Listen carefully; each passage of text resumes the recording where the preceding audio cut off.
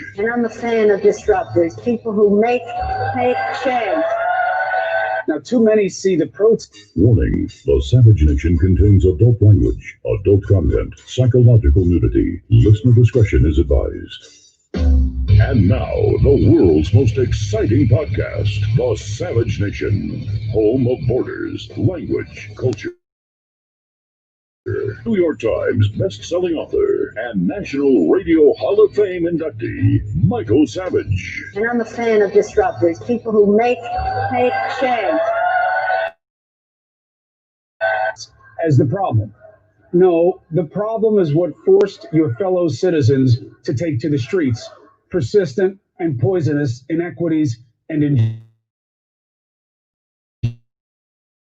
injustice and peaceful, because I can show you that outraged citizens are the ones who have made America what she is and led to any major milestones. Citizens have no duty to check their outrage. If you see anybody from that cabinet in a restaurant, in a department store, at a gasoline station, you get out and you create a crowd. And you push back on them. And you tell them they're not welcome. The child shall behave insolently and debase against the honorable. For a man shall take hold of his brother of the house of his father. Thou hast a mantle, be thou a ruler, and let this ruin be under thy hand. Isaiah 3:5-6. But I want to talk about an eye for an eye today. What does that mean? What is an eye for an eye? Exodus 21:26, eye of his bondman, or the eye of his bondwoman, and destroy it. His eye's sake. And if he smite out his bondman's tooth, or his bondwoman's tooth, he shall let him go free for his tooth's sake. It means an eye for an eye, more or less. It says to give them freedom to compensate for injury. Is that an eye for an eye? We have to read the Bible in a little more detail to understand what this means. Because Exodus 21:23-25 is a little different. We're talking about an equitable justice system. How about the security guard who shot and killed that 14-year Air Force veteran yesterday who had no guns? She was unarmed. But if any harm follow, then thou shalt give life for life, eye for eye, tooth for tooth, hand for hand, foot for foot, burning for burning, wound for wound, stripe for stripe. What does that mean? Do we even know who shot that woman? Why did they sweep that under the rug? What if she had been a black woman? What if she'd been a transvestite? What if she'd been a Hispanic illegal alien with a Mexican flag, rioting for the rights to invade America? I can guarantee you Wolf Blitzer would have delivered another Blintz. I guarantee you that Anderson Cooper would have delivered another child. Now they've swept it under the rug because you see she's a white woman. A white woman. No, we should not let that woman die in vain. We need to know who executed. Why did he put her in the firing range? Why did he rush to judgment and panic and kill her? Ashley Babbitt was not shot and killed by the Anybody that wants to jump in, police. jump on in. There's a link in the She comments. was shot by Pence's security detail. Did not shoot her.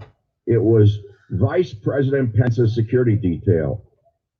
As she was climbing through a window, he pulled out a handgun and shot her and killed her with one shot.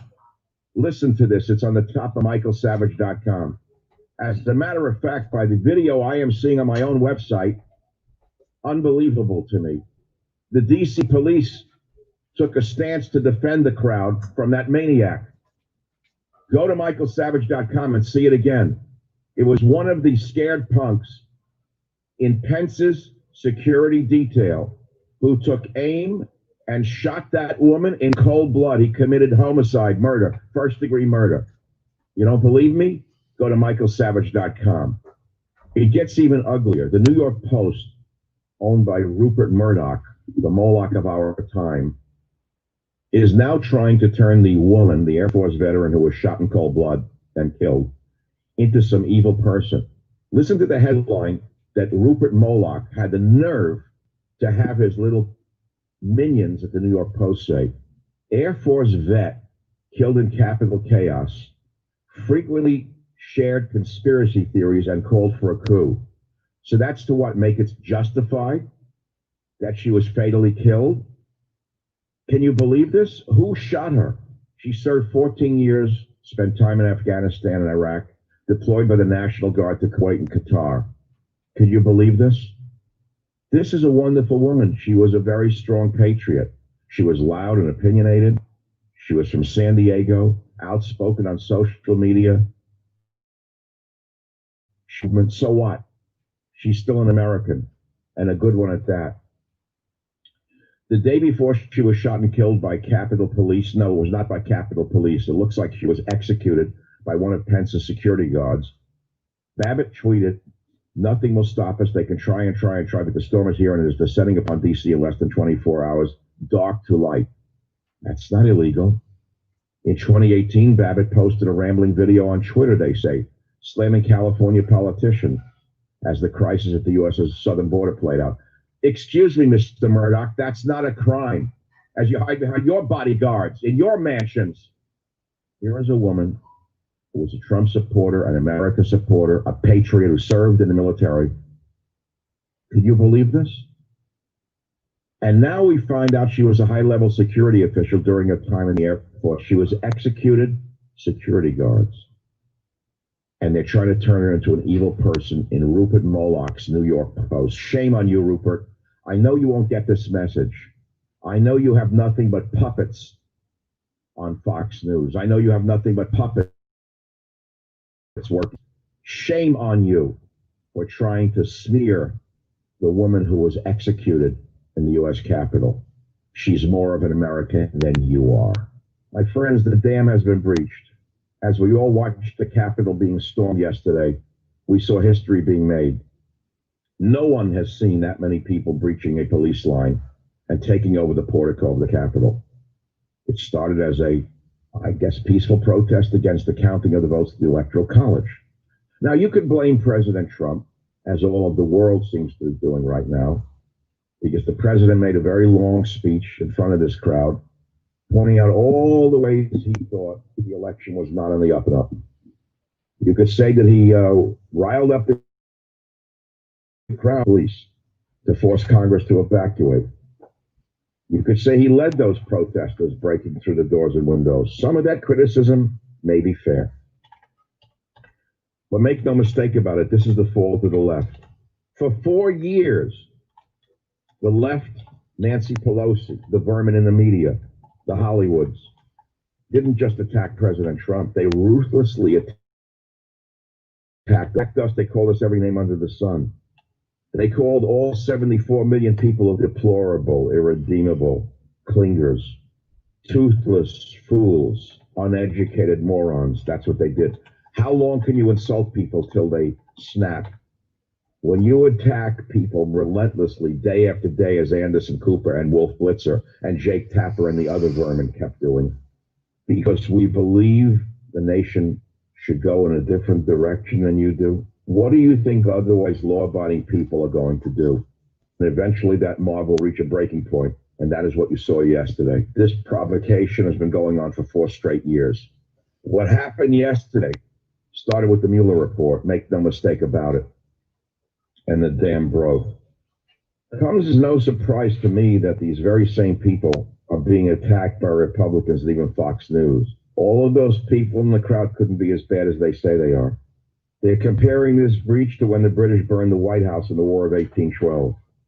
All summer long, we've watched federal buildings and police departments besieged by leftist thugs. We've watched leftist thugs called Black Lives Matter, a domestic terrorist group.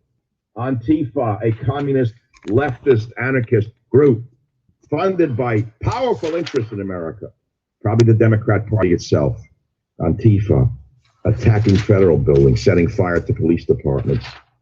These leftist thugs were called heroes by Nancy Pelosi. These leftist thugs were called patriots by Kamala Harris as they set fire to businesses, took over entire sections of cities, calling them autonomous zones.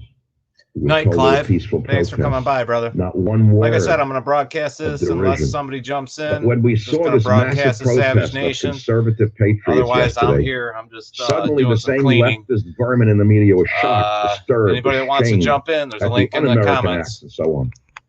Why are they shocked by what they helped precipitate? Every night on television, they called you racists, sexists, xenophobes, deplorables, irredeemables, until eventually listening to this podcast, you were in that crowd. I know it. Many of you were not. I wasn't there. They said you were deserving of whatever happened to you, and not because of the content of your character, but because of mainly the white color of your skin. They put you down for your race. The people in that mob watched these videos. They heard testimony and saw with their own eyes that fraud did happen in this election. There was clearly fraud. Everyone knows this. Maybe there wasn't sufficient fraud to have changed. All saw the fraud. The ballots that showed up in the middle of the night. How many millions of illegal aliens voted in this election? Well, you wouldn't know because Aunt Nancy and Charlie Schumer wouldn't let us have voter ID in America. Why won't they want to have voter ID? Because they wanted illegal Mexicans and other illegal aliens to vote so they can hold on to their grip of power, can be like a vice on us. Don't believe what you saw. Breaking points were breached yesterday. Of course, they called out the National Guard. These are the same people, Nancy Pelosi and the mayor of D.C., who excoriated President Trump for calling out the National Guard and wanting to when on Black Lives Matter tried to burn St. John's Church. My friends, our country is divided now more than ever since the Civil War. I wrote a book years ago called Stop the Coming Civil War. Biden and Harris are not equipped to stop that Civil War. God help us, and God help America, because we'll need God to save this country. Michael Savage, a host like no other. We've all heard fresh starts, clean slates. While flipping the new calendar to a new year is the right time to think of fresh starts and clean slates. And really, there's nothing more fresh and clean than clearing out your driveway. Donate that car you're not using that's sitting in your driveway or in your backyard to Cars for Kids. You'll be doing some good while getting a jump start on a tax deduction for this year. Yes, donating your car is tax deductible. Cars for Kids works hard to sell your car for the best price, which means more funds for their charity and a bigger tax deduction for you. Your car donation is fast and free, usually picked up within 24 hours and often even the same day. And Cars for Kids will take your car even if it's not running. They'll haul it away. Cars for Kids makes the process of donating your car quick and easy. It takes just about 2 minutes. They handle all the details, all the paperwork. All you need to do is schedule a pickup and sign the title, if you have one. And as a special thank you for donating your car, Cars for Kids gives you a vacation voucher good for a 3-day and 2-night hotel stay. Please donate your car and claim your tax deduction today. Go to carsforkids.org/SavageNation. You'll get professional service, a convenient pickup, a maximum tax deduction, a vacation voucher, and you'll be doing good. That's Cars for Kids. That's Cars with a K, K-A-R-S, the number 4, and then KIDS.org/SavageNation. carsforkids.org/SavageNation. Thank you. 1877 Cars for Kids. KARS Cars for Kids. 1877 Cars for Kids. Donate your car today. 1877 Cars for Kids. KARS Cars for Kids.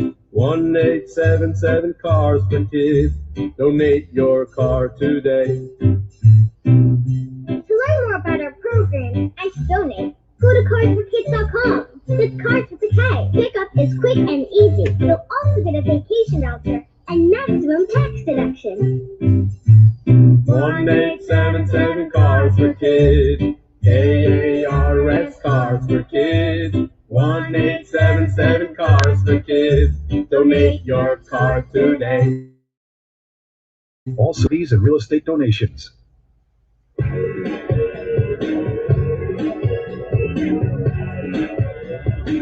Last night was a very emotional night for all of us in America. We all know that. And there was a great condemnation of the riots outside the halls of Congress, taking over the portico. I call them democracy protesters, as they would have been called if they were in China. They were labeled terrorists by the same media Salentarites who called violent BLM bums and Antifa bums peaceful protesters. So I went on to Twitter, Periscope, and I spoke to you, my audience, for a bit of a while, 20 minutes. It's quite emotional.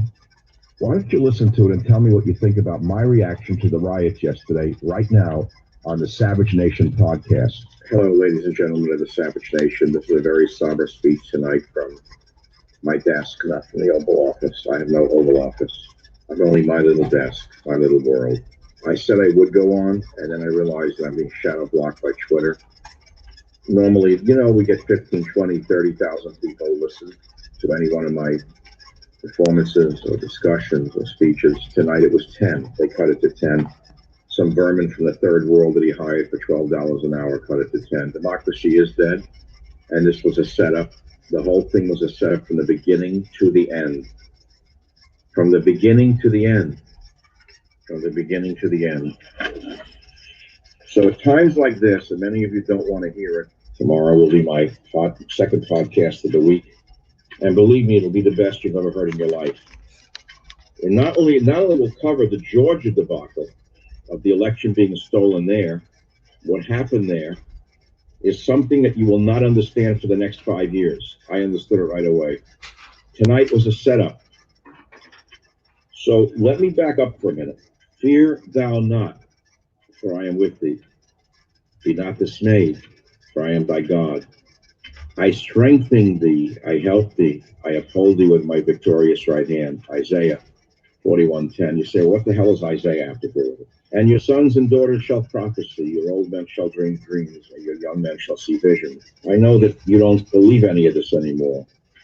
Isaiah 1:5, he wrote, the whole head is sick, and the whole heart faint. These ancient Hebrew prophets foresaw the world that we are living in. You wouldn't know it listening to Anderson Cooper, that degenerate piece of human offal, or the others on CNN who provoked this tonight. For years, they called you every name under the sun. First, she started, the she-witch, deplorable, untouchable, unwashable, demented, every name under the sun. Putting down white males, white no good, whiteness no good. And then the devil wins, Warnock in Georgia, who built his whole career on hating white people. This is a descendant of Louis Farrakhan, is now in the U.S. Senate. The people went crazy today in Washington. She say, well, who did it? Who provoked this? Was it the right thing to do? No, it was the wrong thing to do, because it will have the opposite effect of what the crowd wanted it to have, which is exactly why it shouldn't have happened. This is the problem. They've already taken away our right to assembly. They're now going to take away, or they're going to try to take away the next bunches of our rights. And so where do we go from here? Do we turn to the Bible? Some will, and I will. The opening of thy words giveth light. It giveth understanding unto the simple. I opened wide my mouth and panted, for I longed for thy commandments.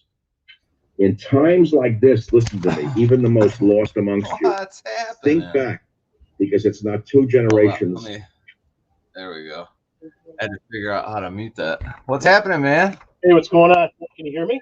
No? Yeah, I got you loud and clear. Perfect. Yeah, I'm still working on trying to get this fucking place cleaned up. I just, I got a bunch of stuff that from that was in a storage unit. Yeah. A while back, and I finally emptied the storage unit. But the problem is, I emptied the storage unit into the house, and you know how that goes. So I'm like, that's rough. I'm wrapping fucking beer mugs that have been in box. I took them out of boxes and put them into new boxes, and yeah, and they're probably just gonna sit here for the next fucking 20 years. Yeah. They sat in a storage unit for what, 6 years or 8 years. So they'll probably just sit here for another 20 till I die. And then basically what happens when you die is everybody comes and they take what they want, and the rest goes in a 20-yard dumpster out in the driveway. Yep. I got an attic full of that shit. I saw that one of my neighbors up north, he died year before last, and a nice guy, had a real nice house, and that's exactly what happened. The vultures came in, the kids took everything they wanted, and then the rest of it went into a 20-yard dumpster in the front on the driveway. I'm just like, really? That's how it ends, huh? You know? Brutal. It is too. Yeah. We put my mom in a nursing home. Same thing. Her house. My sister let her house go. Yeah. You know, over like 78 years worth of collecting shit, all of it went into 2 30-yard dumpsters. It was like, isn't that something? It's like, why did we collect all this stuff? And then it kind of, you know, and the older you get, you're kind of like, man, maybe I ought to do people a favor and just get rid of it now, you know, because I know what they're going to want, you know. Yeah. The rest of it, especially now I'm getting into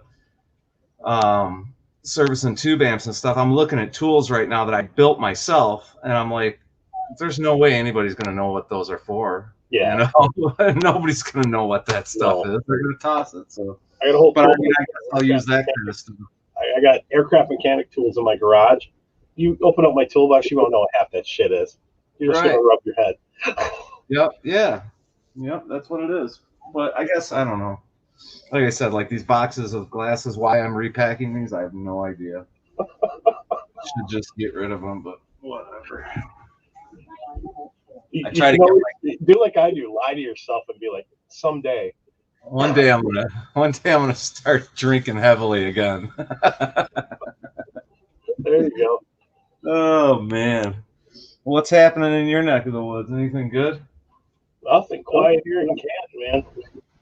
Yeah. Where are you at? I'm in Canton.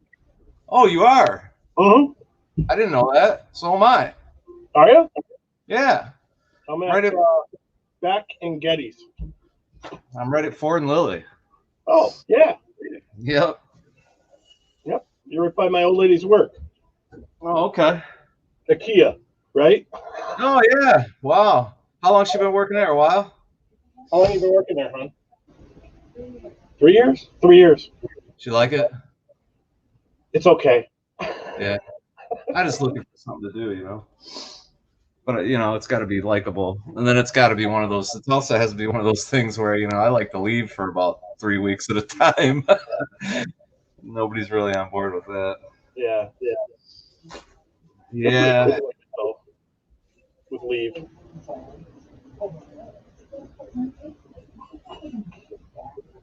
Yeah, I watched, you know, I saw I was catching up on my comments today because I released that video last night, and I'm like, well, all right, shit's going to hit the fan with that. Which is actually kind of surprising because I was not arguing with the guy in a comment section from a video from a while back, but he was getting all pissy about things, and I'm like, look, I can't just sit here and answer your comment. I mean, he's got a comment that's like the size of a book. I can't just, he wants to get into a political discussion. And I'm like, just get on a live stream and talk with me, you know, because I think I can change your mind about some things, and maybe you can change mine, you know, but I don't know. Some people get like that. I've noticed that, and there's other people, like if I know I want to shut it down with them, you just tell them, look, man, come on a live stream right now. And that's like dead silence, you know, crickets. They don't want anything to do with anything where they have to answer something off the top of their head without being able to look at Google. Right. Know? Yeah, exactly. Exactly. Get the facts right. But it's, man, it's crazy what's going on right now. It's just nuts. Insane. I don't even know what to think about it. I mean, there's a part of me that I don't think that anything good is going to come from it in either way. Because I think, you know, the accomplishments that the president did make are never going to be talked about it now, you know. And I don't know, man. I don't even know what to think. I'm just so, like I say, it's a one-party system. Crazy. And me and you ain't in the party. We're not invited. No. You got I didn't want to think about it today. I went to Harbor Freight in Westland. Spent some money. I needed some tools for working on guitars here, so I was like, screw it. I'm going shopping. I'm going to make myself happy. Yeah, what'd you get? I had to get. I got some straight edges. You know, they got those metal straight edges over there. Oh, I didn't know. Oh yeah, huge. And they're really good for like neck lineups and stuff like that, and doing, you know, getting the center of the guitar and everything. Yeah. I like it. You can go right from the top of the neck and take it all the way down, you know, and get your lines and then measure up for bridge placement and all that stuff. Really, I didn't know that because I need a metal straight edge. I have a notch straight edge, but I just need a regular one. Oh yeah, $4, dude. Really? Yeah. That's what I'm talking about. Can't beat it. And then I picked up some center punches, a bunch of other little clamps. Like they're clamps. They're you know, squeeze clamps. Yeah. $4. You can get them up to 2 inches down. I'm like, shit, I use those all the time for necks and everything else.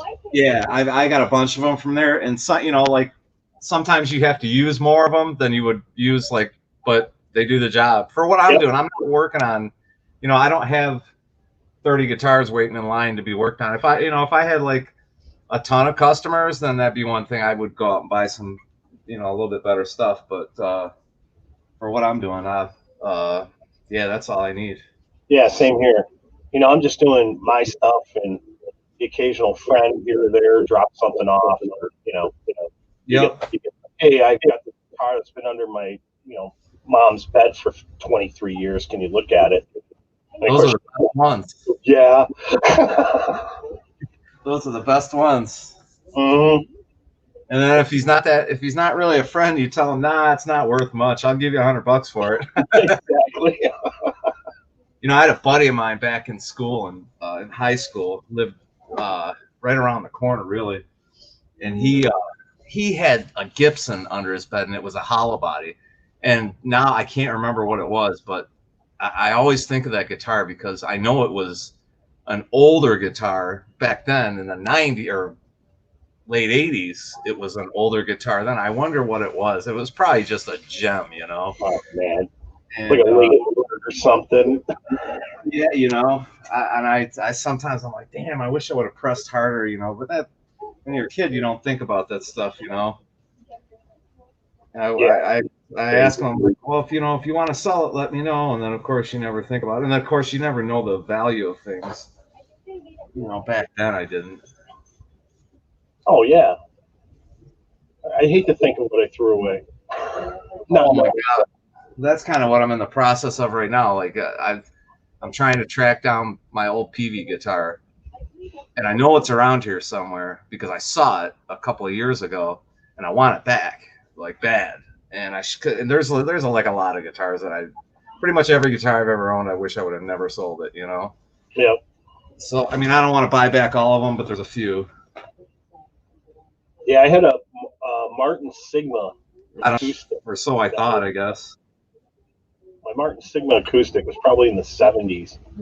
I got rid of that, and that's one I regret, man. And I go on Reverb all the time, and I look, and I'm just like, what?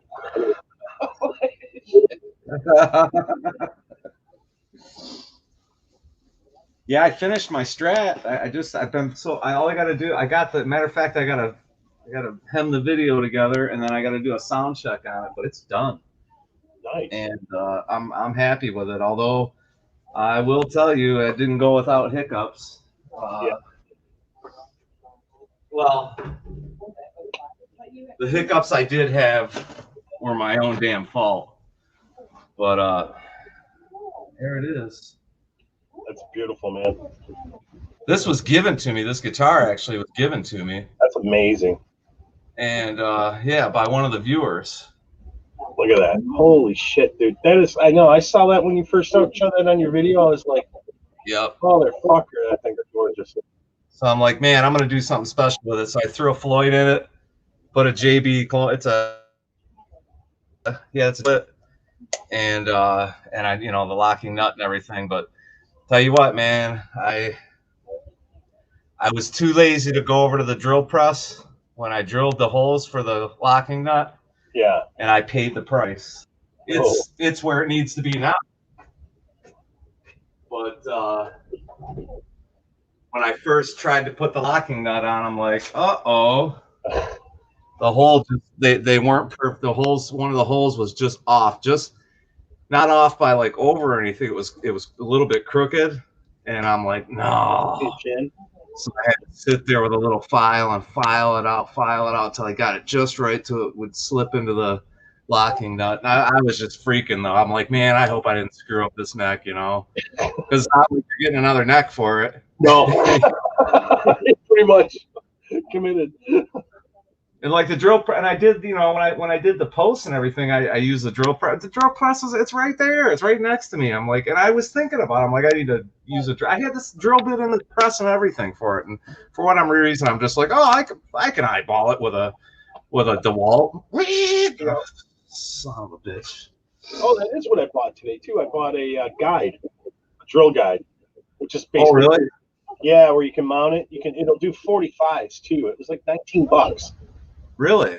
Yeah, so I'm like, perfect for doing bridges, especially like when you do the full hollow bodies.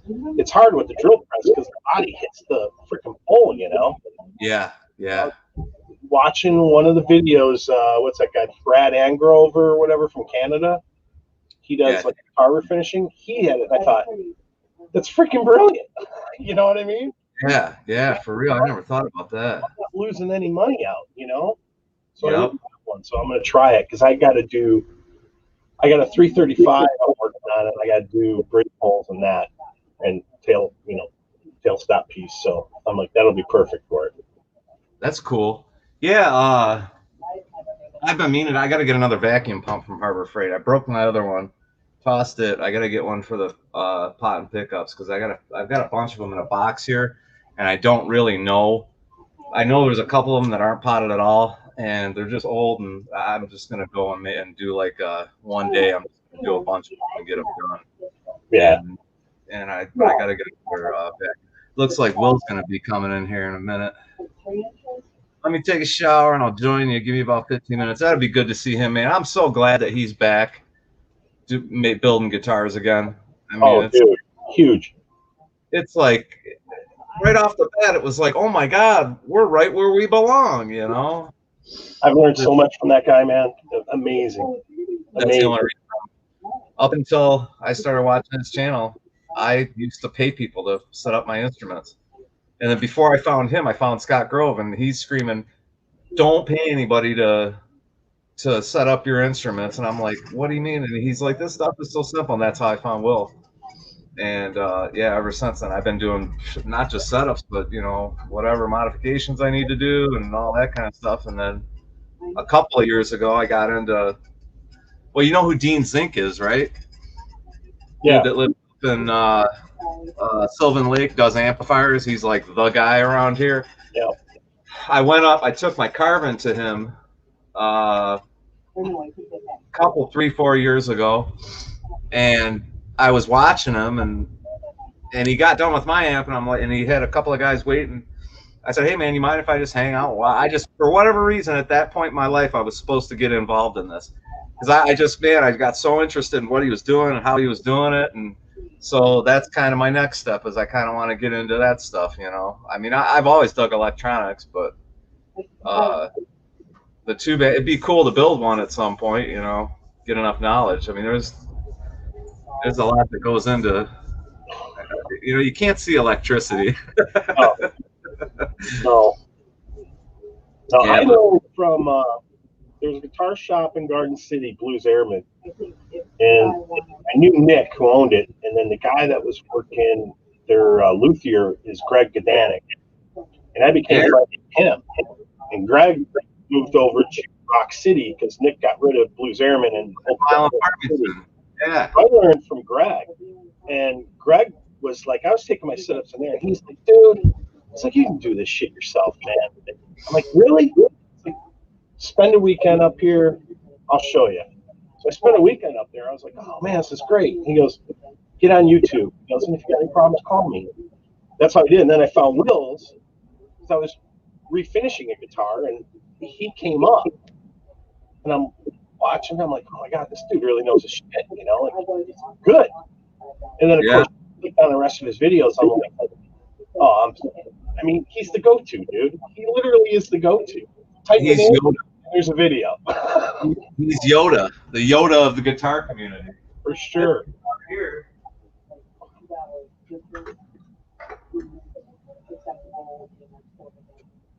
I bought this from Blues Airman Guitars. Oh, nice. Yeah, I put EMGs in it, but it's, look at the headstock. Nice. Stag. Stag. Yeah. And it's a killer guitar, man. I picked it up, and I had a, I wasn't looking to buy a guitar, you know. I'm like, I'm not really. I just went in there, and I liked the place. Right. I kept stopping by there to see the guy, and every time I came in, I played this. And it was Nick that was up there. And I said, listen, I got an Epiphone Junior out there. I said, I'll tell you what, I'll even trade you for this. He had this up for $150. And he's like, dude, I can't do an even trade on it. He's like, I'll tell you what. He goes, give me $50 in the Epiphone Junior, I'll do it. I said, really? He goes, yep. I said, all right, I got in and out of there before he changed his mind. Yeah, this is about a good guitar, man. And apparently they didn't make too many of them. I've seen a couple of them in blue. I haven't seen an orange one. But, of course, Stag's getting to be a bigger company now, but they don't make it anymore. That's so cool.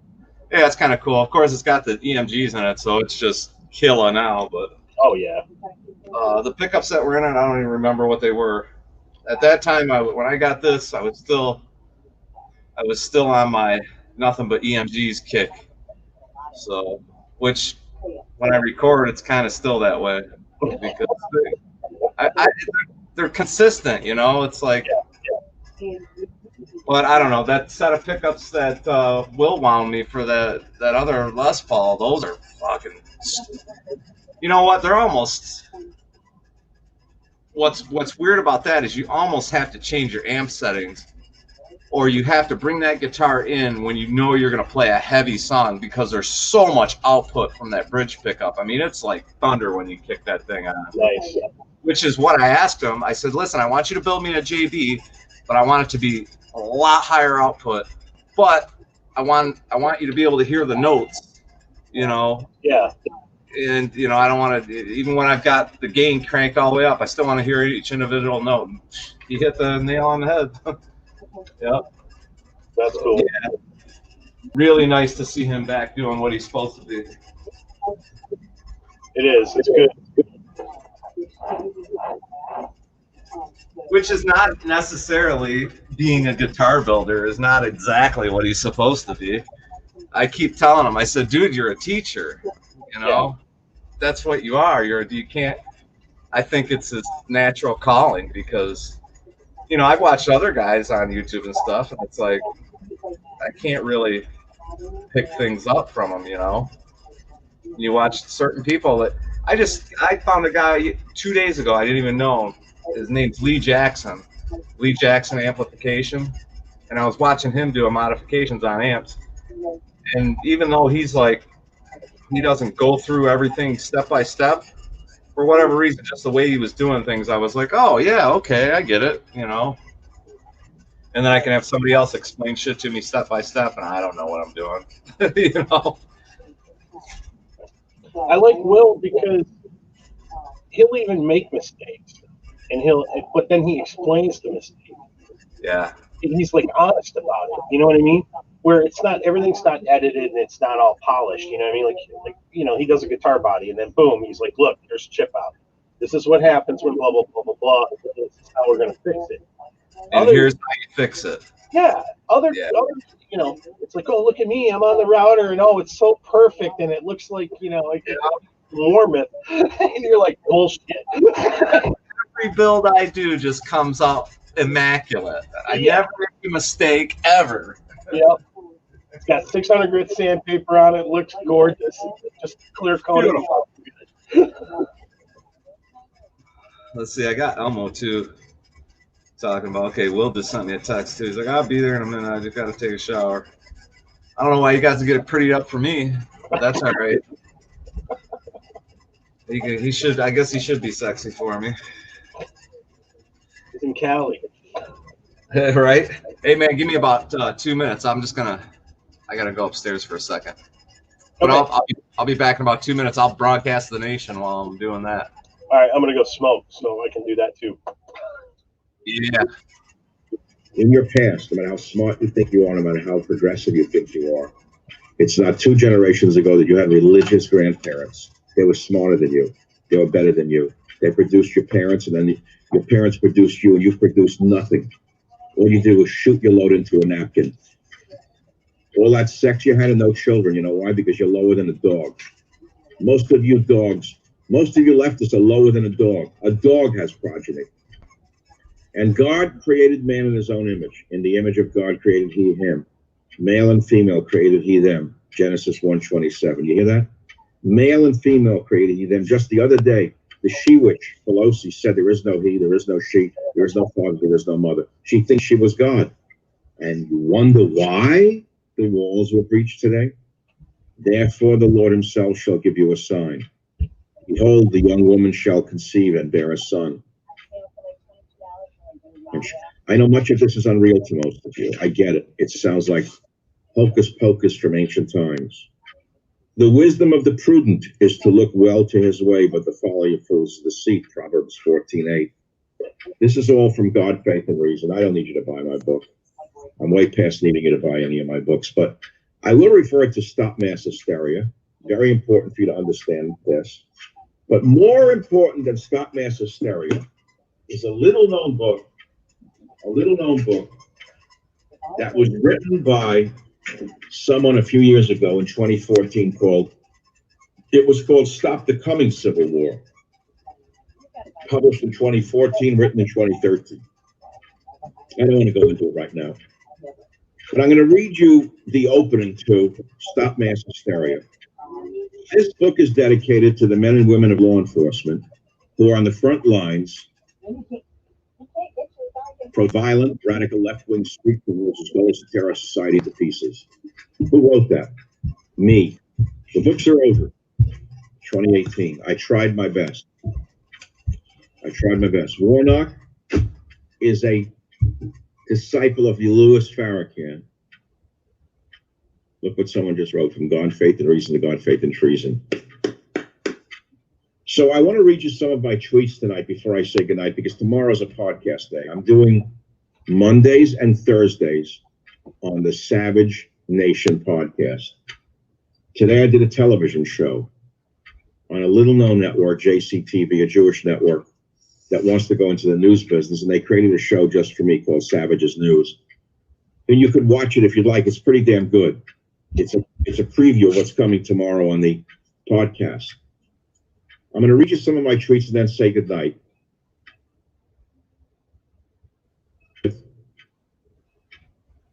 John Voigt's tweet last night. John is a wonderful man and is premiering his new show, Savage's News, on Jewish Life Television, JLTV, Wednesday, January 6th at 6 p.m. Eastern on DirecTV channel 325-1. You should watch it. John loved the show. His partners love the show, and they're from Hollywood, and they know what's what. So 7 hours ago, I tweeted the following. So the left now sees what the right can do. The media, Antifa, BLM provoked this. Enough is enough. I had not yet been shadow blocked. I then said, how many in the DC mob are agents provocateurs? And Antifa, BLM, other leftists waving flags, carrying Trump signs. We don't know. But we do know what agents provocateurs can do. Many of you never heard the phrase. Many of you are political wizards. You know what agents provocateurs are. That's the enemy's camp, travels within your camp, and does bad things to make your camp look bad. You're telling me half of those rioters were not Antifa? Just logic would dictate that they were. There's a movie in the 60s called Z, set in Greece. Oh, you got to watch that one. So how many in this mob were agents provocateurs? How many? I don't know. That would be something for legitimate investigative agencies to discover. Here's something interesting. Earlier I tweeted DC democracy protesters are labeled terrorists, rioters. I call them democracy protesters. If they were doing this in Hong Kong, where China was trying to take over, they'd be called democracy protesters, wouldn't they? And even that degenerate on CNN would have to say, well, they were marching for democracy. Labeled terrorists by the same media Salenterates. CNN, MSNBC, ABC, CBS, NBC, Fox, who call violent BLM Antifa peaceful protesters. They called the people in Washington, 99% of whom were democracy protesters today, exercising their right to address their grievances to the offices of the so-called lawmakers, who are really mostly lawbreakers and grifters and gangsters. There's not much more for me to say right now other than what I'm saying. All I know is I'm being shadow banned on Twitter as I speak. Very few of you are allowed to hear and see me. It's their website. They can do what they want. If you want to see me unfiltered, as long as it lasts, the podcasts work. The Savage Nation podcast. People, we're in this to the end. We're in this to the end. She is a white woman, a veteran, and she was executed by a cop. Who did this? And by the way, we found something for you before I sign off tonight that you have to see. We put it on michaelsavage.com. My assistant was shocked by what he found. He found that just before she was killed, one of the wonderful DC police, whatever they're called, was trampling on an American flag. Let's see if it's up on the Savage Nation website. Mike, here it is. Got it. michaelsavage.com. So on the top of it is Ashley Babbitt, the 14-year U.S. Air Force veteran capitally shot in the back. Most of you have seen that tragic story. The cop should be arrested for homicide. This is the George Floyd job. He killed her. He executed her, the punk, coward vermin. Now go down on michaelsavage.com. Earlier, a police officer was stomping on the American flag on the U.S. Capitol steps. They were provoking the crowd. Instagram dropped it because that's owned by Mark Zuckerberg. So you have to understand something here. We've lost freedom of association. We've lost freedom of the press. When Jack Dorsey, Mark Zuckerberg, and the one with the sweater up there in Washington and the Google people are more powerful than the president and the entire Congress together, tell me what we have. A media dictatorship. Media dictatorship. But the cop trampled on the flag and someone tried to stop him. They provoked the crowd. You know what that's like? That's like waving a flag, a red flag in front of a bull. It's on earlier. A police officer was stomping an American flag on the U.S. Capitol step. It has been dropped from Instagram. You can't find it anymore. But it was on michaelsavage.com. They didn't call out the National Guard when they were burning churches, threatening to breach the White House walls. And now they're calling for Trump to be arrested. Biden is calling it sedition. New York Post is saying it's an invasion of the Capitol. What happened in Georgia, though? You forgot that already? The two communists were escalated into the Senate to control the Senate. You forgot who that is? You forgot him, the African-American guy? Oh, I said African-American, not forget. That's sacred. Warnock's not just an African-American man. He's Louis Farrakhan with a white collar with a red soul. Warnock is Louis Farrakhan with a white collar and a red soul. We have his speeches. He hates the police. He hates the military. He hates white people. He hates America. Remember Reverend Wright? Reverend Wright and Reverend Warnock are blood brothers. There's so much more to tell you about Georgia tomorrow and about the riots and who provoked it and what this is all about. Fox News is finished. They're gone. I know what happened. I saw them all turn on the crowds. Even the most loyal supporter of Trump over these years. Nope. There we go. Dr. Chill with his. Hey, what's up, man? What's up, everybody? You didn't want to wait to go bald? What's going on, What's sir? that? No, I just they ended up closing all of the barber shops I got tired of my hair being long, so I just shaved it off. Yeah, I hear that. Can you hear me okay? Yeah, but it's like there's a delay in it. Yeah, the same thing on this. Is there a delay on my end? I'm in Really? I'm in my shop right now, and then I'm using Wi-Fi instead of like just straight in, and that's probably what it is. Hey, what's Get a up, load of Rob? this guy that just showed up. My shit working? Yeah, man. Yeah, I hear you. I hear you. It says that you're in the show, so this is your show, huh? You are in the show. Awesome. You have arrived. Hey, what's up, Matt? What's up, Wally? What's up, Grubnob? Been showing around a little bit lately. Huh? Like, it's just so obvious. There's nobody that has a bigger boner for me than that guy.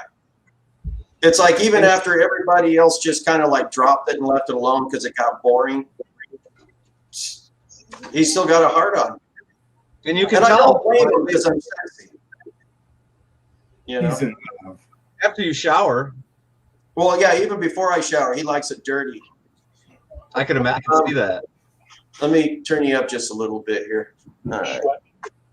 So I used to do all of my live streams and hangouts in my game room. And then the computer in there just took a huge shit. And I'm like, I'm not going to, I only use it really for live streams in like a jukebox. So I just bought a smart TV to put in there. And then so now I have to do all of my live streams or whatever in here. Oh, well. That'll work. It's at the end of the world. Well, not today anyway. Yeah. So what do you guys up to? You can still get a massage in California, and you can get an abortion, but you can't get a haircut. Yeah, I don't even keep up on that shit. You know, there's some parts of California that are worse than others. San Diego's bad, but it's not as bad as like LA and some of the other northern cities up there. Well, like where you can't baptize your kid, but you can go dunk it in the dribbled out shot of a freshly bum stabbed in a bathhouse. I don't know. You know, here in San Diego, I'm not seeing a lot of that. I mean, like even some of the bars are still open. If it's a bar and grill, as long as you go in and you order something, you can sit there and drink, and so they don't have a problem with it. But you got to do it outdoors. And there was a bar downtown that what they were doing is they were serving tater tots. So that way you could come in and drink and be like, "Do you want a tater tot?" You know, and it's kind of like, well, you ordered food. And they got all pissed off about that and tried to shut them down. But tater tots are meals. Let me post a link for your buddy. He already said hello in the comments. So he was there. Man, he follows you. It's just like, God, I love this guy. I'm going to follow this guy. I mean, it's been like 10 years, dude, and he's still like up your shit every video you make anywhere you are. Honestly, at this point, it's almost humorous. Like, it doesn't really bother me like it used to. I mean, I've grown a lot, you know. Like you raised him from a pup, and now he's a good dog. He's always at your side. You know? I guess so. But it's all right. It's okay. Yeah. You know, I honestly, I don't really have anything against the guy anymore. I mean, for a while there, I was really pissed off. He did some pretty unethical things, but really for no reason. But I'm over it. You know, fuck it. There's no reason to like hold on to fucking stupid shit and carry it with you your whole life, because the only damage it does is to the person carrying it. You know, so whatever. You carry it. I was just explaining this to my daughter the other day of one of her mother's exes, and I'm like, and I had to go there. He's a veterinarian. My daughter was dropping off some cats to him, and I said, "Hey, you okay to carry these up to the door?" I said, because I don't know if I can hold myself back, even after all these years. And what's that doing for me? I'm carrying it. And I even explained to my daughter, I said, you know what? Here I am carrying all that. and it doesn't do me any favors. But at the same time, I still can't trust myself to be around the dude, you know. But at least I know I can't trust myself to be around the dude. You know? Yeah, I have a. Well, you know what's funny is I used to carry like grudges, and I would seek revenge. I mean, and I would hold it for years and years and years until I ended up finally getting justice, at least what I consider justice. And there was a guy in junior high school. This is back in the breakdancing days, okay? And it was right around the time that they go through and they take pictures for the yearbook. And everybody knew at the school I was the best breaker. Everybody knew it. But there was a preppy kid that some of the girls that were part of the yearbook thing, they liked this guy. And so he couldn't really break worth of shit. But they ended up taking a picture of him attempting something because they liked him. And they put it in the yearbook, and they were talking about in the yearbook of what a great breakdancer he was. I was never mentioned, right? And I was pissed. And so I didn't take it out on the girls because I wasn't thinking like that. I'm male, right? So I'm thinking, you know, Freddie Quick, you bastard, you know, I'm going to get you one of these days. Years and years and years pass. Yeah. And I'm working at this one place, and a really good friend of mine is the supervisor. And they hire him. And I was just like, well, this is my opportunity to get even with the guy. So I ended up, you know, lying about certain things or whatever, and I ended up getting him fired. Right? And it was really, I mean, it's petty. It's petty because I'm carrying shit with me that's so insignificant. It was really more along my ego and insecurity. I was just carrying with me for years. And then after he got fired, for maybe, I don't know, a day or two, I was like, yeah, finally. But then I started feeling real bad about it. And I'm like, why did I do that? Because it wasn't his fault. It wasn't his fault that he had his picture taken, you know. And it's ego and insecurity. So that's why I'm just like, you know, if you're starting to get pissed off, you know, you have to ask yourself why you're pissed off, because that's important. Why are you really pissed off? And a lot of times it's because of ego or insecurity or something like that. So just drop it, you know, fix the ego and insecurity part, and then you won't get mad anymore. Good to see you in a better state of mind these last couple of years, man. I would say the last year. Yeah. Because I mean, like, during the time that everything's been like real bad, I've been talking to Rob the whole time. So he's seen me when I was at my worst. But Rob has always been there, you know, and he was always sitting there like, I'd be like, dude, I'm having a rough time, this, and this. And he was always a good lending ear and gave good advice and stuff like that. Try to keep me sane as much as you can, you know. But yeah, Rob's always been there for me. So I mean, I have to keep doing shout outs for Rob. I have to. He's always been there. No, you don't. Well, okay, you're right. I know. He's your sensei. Oh, and, by the way, just doing the things that any friend should do. I'll agree with that. You shouldn't get in the backs for the things that you're supposed to do. You know, everybody else has got a cigarette or something in their mouth. What the hell? I think I'll join you. You know, a couple of weeks ago, I was actually not a couple. It's I started back up about 3 weeks ago. But it's a temporary thing. It's just a kind of it's trying to keep me mellow because MS flare. I said that 24 years ago. What's that? I said it was a temporary thing too, 25 years ago. Yeah, I know. Yeah. It is temporary. I'll die sooner or later. That's true. I ended up having that MS flare up, and then they had to put me on all those steroids, and it was like really heavy dose. And after I started coming off of those steroids, man, I was a wreck, dude. And I was having all sorts of problems, and I kept craving a cigarette. And just in order for me to maintain sanity, I said, fuck it, I can't take it anymore. So I picked up a pack of Marlboros, and I've been here ever since. Did it taste like shit when you first picked it up, though? No, it was just like the very first time that I had smoked, where you get that weird, interesting burn feeling, but it's also pleasurable. It was just like that. I quit for 30 days about a year ago, and I picked it up, and it tasted like shit. I was like, I don't know why I'm smoking. This tastes like shit. And then boom, I was right back on the hook again. Yeah, because I was away from them for about 3 years or something like that.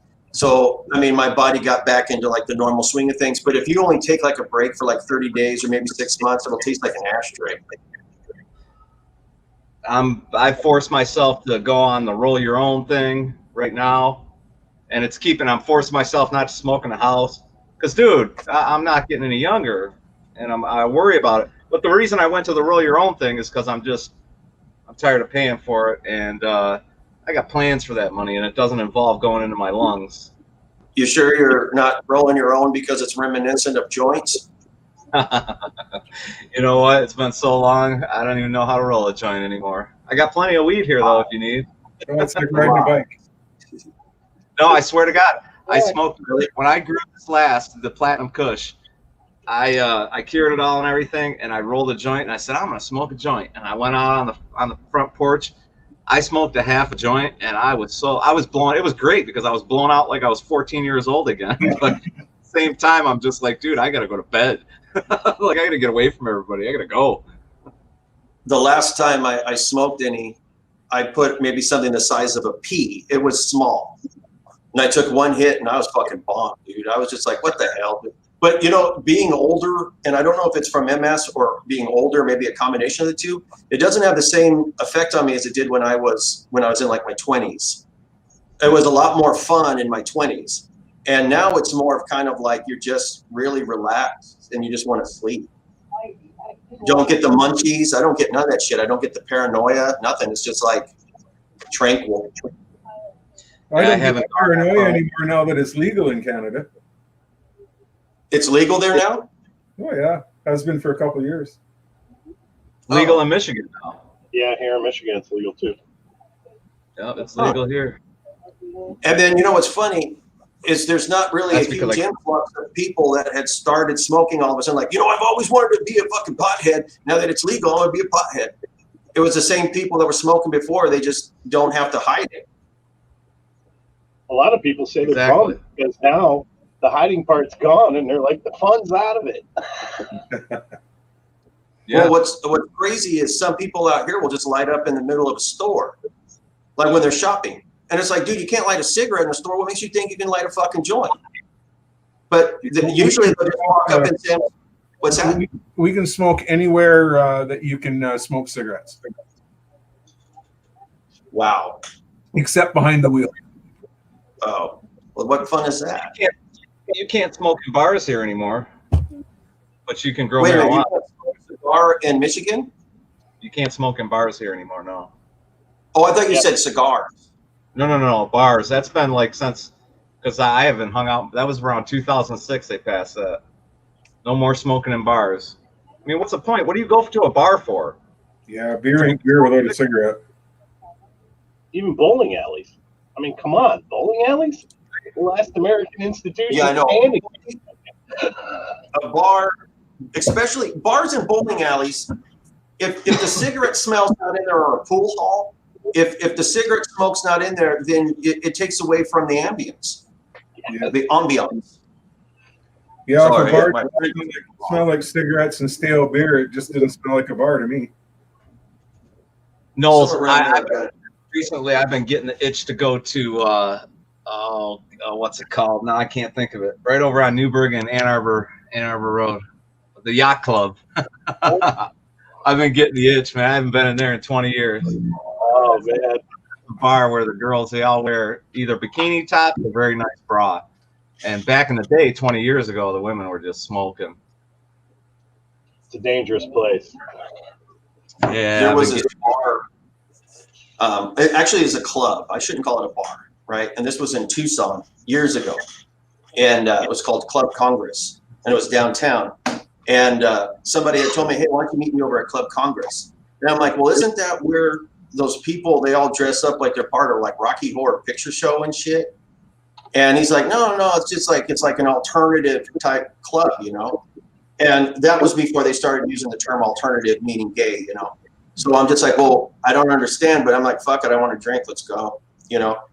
We cruised down there, And it's like they had like all of these projectors, and they were all playing Barbarella, that movie Barbarella, like all over the place. Like, but the sound was off, and it had like all of the weird like the Cure music and shit. Like, so it's like the Cure and like the alternative music, and all of the gals in there were dressed up like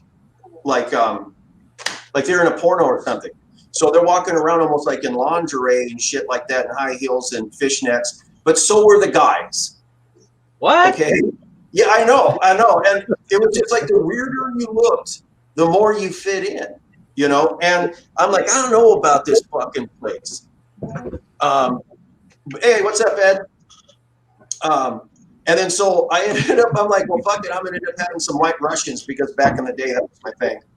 And after about 2 or 3 of those, I'm like, dude, this place ain't so bad. None of the guys are hitting on me or anything. And so I was kind of insulted by that, God damn it. But yeah, it was actually pretty cool. And I started actually hanging out there more because it's one of those places that you could literally go no matter how you looked or anything, and they're going to accept you. And so people would go there purposely to try to be as fucking weird as they could. And it was entertaining just to see what people would dress like. I could see that. Yeah, that was a long time ago. I don't even know if that place is like that. Club Congress, I think it's right underneath Hotel Congress, where they almost killed Dillinger, I think, or they almost caught Dillinger. So it's the same spot. Yeah, it's just right underneath it. We got a place here in Detroit called the City Club that's like that too. It's the same thing. It's just a freak fest. What is it? Where is this at? The City Club. It's downtown. Where is the City Club, hon? What is that? I didn't know about that place. Man, I've been He wants to go. He wants to go. I do want to go. I'm ready, man. You want to dress like Tim Curry and shit and go in there. Yeah, it's underground. It's like off of Woodward. There's no sign. You gotta go like past the State Theater, knock on the door. Some midget answers, you know, it lets you in, and then you're into this whole Disneyland of freakhood. Shit. So Ed is asking, don't you mean Black Russian? No, there's a White Russian and then there's a Black Russian. And the White Russian, sometimes they use Bailey, sometimes they use cream in it. The Big Lebowski's drink. What's that? The Big Lebowski liked his White Russians. Oh, well, many of us we like to drink Mother Russia Russian drink. You know, very good. Rob, that's gonna be one of the greatest movies of all time, man. It is, isn't it? I love that movie, dude. That's all it is. So, what are your guys' plans for the rest of the week? Dude, I'm still trying to get organized and cleaned up, and I am making way. I'm getting things done, although it may not look that way. There's a method to my madness, and it's actually a lot closer to getting done than it may appear. It does. Hello, Kitty. Again? My eye keeps zeroing in on that Spitfire. Spitfire? Yeah, up against the back wall there. That control line plane. I used to do the RC thing myself, so when I see something like that, I just kind of zero in on it. Oh, the plane. Was that you I was showing that plane to the other night? Yeah. Okay. Yeah, that's a Spitfire, isn't it? It looks like a Spitfire wings. Yeah, it's got the wing profile one. Short fuselage control line plane. I'm looking at the chat, and it's like, I used to drink White Russians, Ed. Now I drink vodka, and sometimes tequila, and sometimes scotch, and sometimes whiskey, and sometimes bourbon. And that pretty much settles it. That's pretty much it. No pucker? No, oh no, I fucking hate that shit. I bought the apple for my wife, and I took one sip. I'm like, this is horrible. It tastes like a Jolly Rancher that somebody fucking dipped in Clorox. It's just fucking awful. It is pretty bad. The older I get, the more I enjoy just a straight booze. Like, but I have to admit though, if I'm planning on getting fucked up, I'm grabbing a container of that Doesn't matter what juice. Simply orange, simply cranberry, simply fruit punch. And I'm hooking that up with some Grey Goose, and I'm fucking, yeah. And Rob has seen me like that many a times. Yeah, I've seen you when you've had one too many Zimas. Yeah, well, yeah, Zima, yeah. Yeah, well, there was that one night I was drinking those seltzer ones because I'm like, they're kind of weird. They're kind of like a Zima a little bit, but Zima always tastes like a sweaty 7-Up or a sweaty like Sprite or something. Oh yeah, I dig that. That's pretty cool. What's that got in it? About a 20? Yeah, I think so. Let me check. It's been a long time since I pulled this down. Yeah, Matt, I have had the peanut butter. 35. 35? Yep. That's a little bigger than the one I had. It's not the size, it's how you use it. Yeah, it's how you crash it. I did that a lot. I dug more holes in the ground. My planes were more like excavating equipment than they were aircraft. I hear that.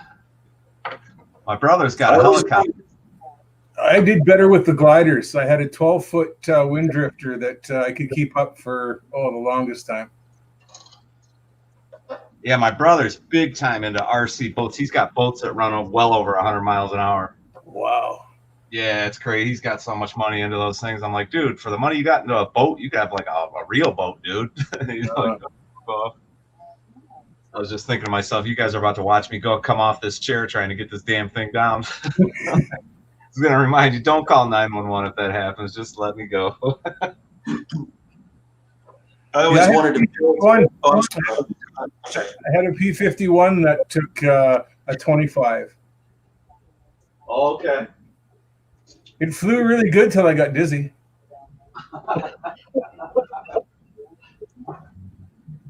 They used to have these air shows in Arizona in a place called Marana. So everybody would go out there and they would have their remote control planes, and they would have really expensive ones out there, And I always wanted to build like a fully armed F-16 one, but not let them know I was near, just to fly up, and when they're up there, just like shoot them down and have it just come in and it's a terrorist attack. But can you imagine, you spend $7,000-8,000 on this plane, you're all proud of it, like the Spruce Goose and shit, and some asshole comes in with an F-16, takes you out, and it just fucking circles back around. You don't see him again until the next plane goes up, and he comes back around, just shoots them all out of the sky.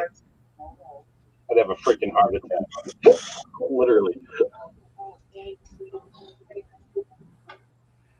And now my radios aren't even legal because they're 27.420,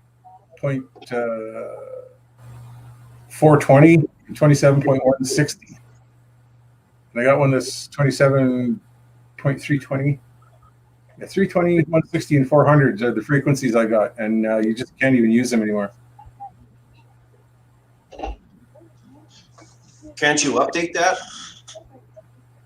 Oh, not really.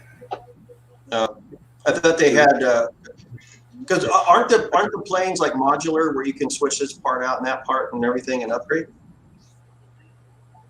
Well, not really. It probably depends on the kit that you bought, but I used to build out of the balsa wood plans, eh? So when it comes to radios, now it's a whole different ball of wax than what it used to be. Now, the FM band and all that crap, and you can get program stuff, and I don't even really know how all that shit works anymore. Oh yeah, that was going to be the flying wing, never completed. That's cool.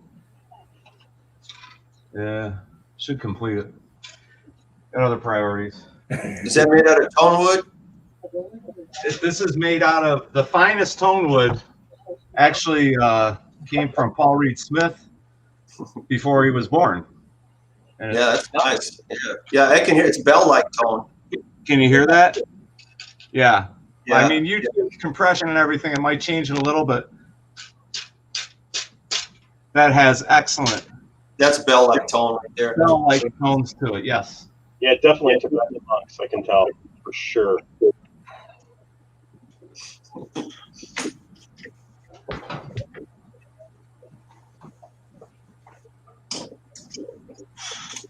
with the Firebird, I keep changing what I'm going to do with it. Originally, I put the purple heart on there, and like you can see how purple it is right there, right? And then so I'm like, well, what color do I want to do this? And the only thing that would have matched wouldn't have really looked very good. So I'm like, I like the way this looks. So now I'm going to have to do something with the fretboard. I might take it off and just put a different fretboard on there. But where in the hell's my water? Because it'll pop with water. I'll be back. Where the hell is my water? Oh.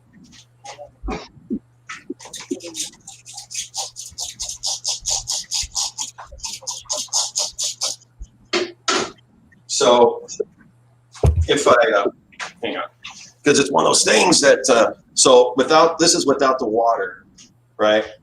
But if I hit it with water, it'll pop a lot more here. So after the clear goes on, that'll pop. But I'm planning on putting like a coat of yellow on top of that, so it'll even like kind of jump out more. And then how I cheated on the headstock here. So that way this all will get painted black and it'll have that, and because I cheated. I did a few layers of laminate to kind of give it that false rise. Look behind your vodka, Will. What's behind my vodka? Oh, I know what you're talking about. That's where the water is. I was a little late on my shit. But everybody's doing show and tell. I'll do my show and tell.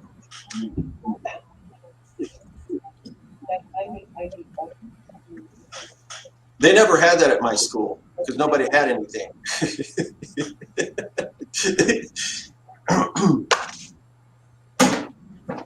Did you guys have that thing in elementary where you had to go and you had to stand up and talk about what your mom or your dad did for a living? Yeah. And there's always that one guy whose parents were fucking like unemployed, you know? And like, he's like, what's your mom and dad do for a living? I don't know, argue? Because like, I don't know. He drinks a lot. My mom complains that she married the wrong guy. Yeah, I don't know. My dad's never home and I got 15 brothers I don't even know.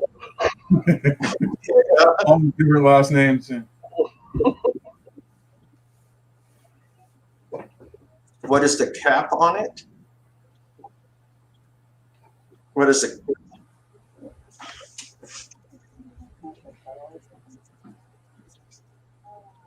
The cap is pearl maple.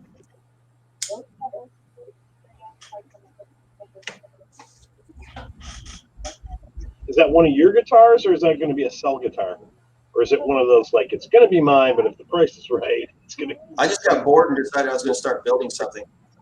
I mean, I have like all of these up here that I'm supposed to do shit with, I'm supposed to finish.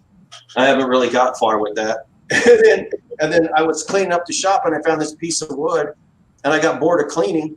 So I'm like, fuck it, let's build something. And that's, you know, I can't tell you how many times that shit happens. This one I'm almost getting bored with. So I don't know what's going to happen to that, but I have all these other things down here. I'm like, you know, I might make a Telecaster, right? I have like a bunch of things that are half done, 3/4 finished. I'll get around to it. Not like me. Same way. I see, Elmo. Hey, you know, and let's talk about this, Elmo. What goes through one's head whom thinks they should use oil to put on their hardwood floors? Oil of any kind, whether it's tongue oil or anything like that. And then he says the other day, he goes, you know, even after a week, it's still really tacky. Like, really, dude? Nice work. You guys know whom I'm talking about, right? I'm assuming it's Terry. You know, he could have just asked the guy at Home Depot or whatever, look, what should I put on my floors, you know? But instead he's like, I'm going to go get a gallon of tongue oil and oil squeegee and then wipe the excess. First he tried to let it dry. And then he's like, oh, that didn't work. So he sanded it all down again, apparently. And then he put it back down. He's like, oh, now that I'm wiping off the excess, it's much better. And then he makes a video a little while later. He's like, man, it's still tacky a week later. I'm like, dude, that's going to be a disaster. Can you imagine 6 months from now? This is going to be dust. But I had to indulge Elmo because he asked about it in the comments section. I don't know why he doesn't come in. Elmo gets shy sometimes. Yeah, he's got stage fright. Or he's just fucking way too blown out. And that could be I don't know why. I don't know why Terry wouldn't ask somebody if he's never done it before. Yeah, it's crazy, man. I don't get it, man. Dude, it's just I don't know. Ed's asking you to get off. You can get it off with acetone or pretty much only any solvent, really. We're talking an entire living room, you know. 5 gallons of Varsol will do it. Woo. Well, if it's not on too thick, he could put polyurethane over the top of it, and then the solvent within the polyurethane will kind of go in, but it's not going to grab as well as it would. Yeah, that's what I mean. It was when you said that. Will the polyurethane even cure on top of something like that? Yeah, it will. It will. And it'll kind of melt into it, but it's not going to have the same grab. So yeah. So I mean, he doesn't have much of a choice other than to sand it, or he's gonna have to sand that shit. There's a lot of homes around here that were built with hardwood floors, oak hardwood floors, and a lot of people move into them. They pull the carpets out because these homes were built like in the 50s, you know, in the late 50s, where they were using just a ton of oak hard, and they're just, man, they're gorgeous when you pull the carpet off. Holy cow, man! I got oak hardwood floors.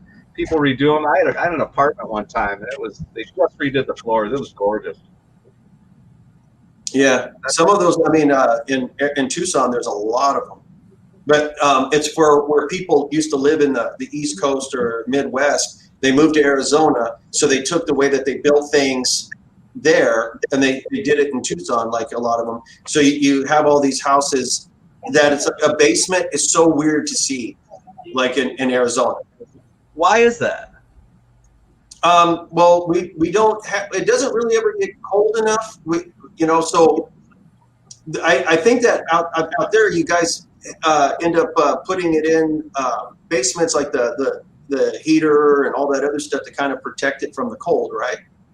No, not really. It's just for extra space, you know. Oh, really? Yeah, pretty much all. Basement is a weird thing. Even here in California, it's really fucking weird to see one. Yeah, because I might be with frost or what? I have no idea.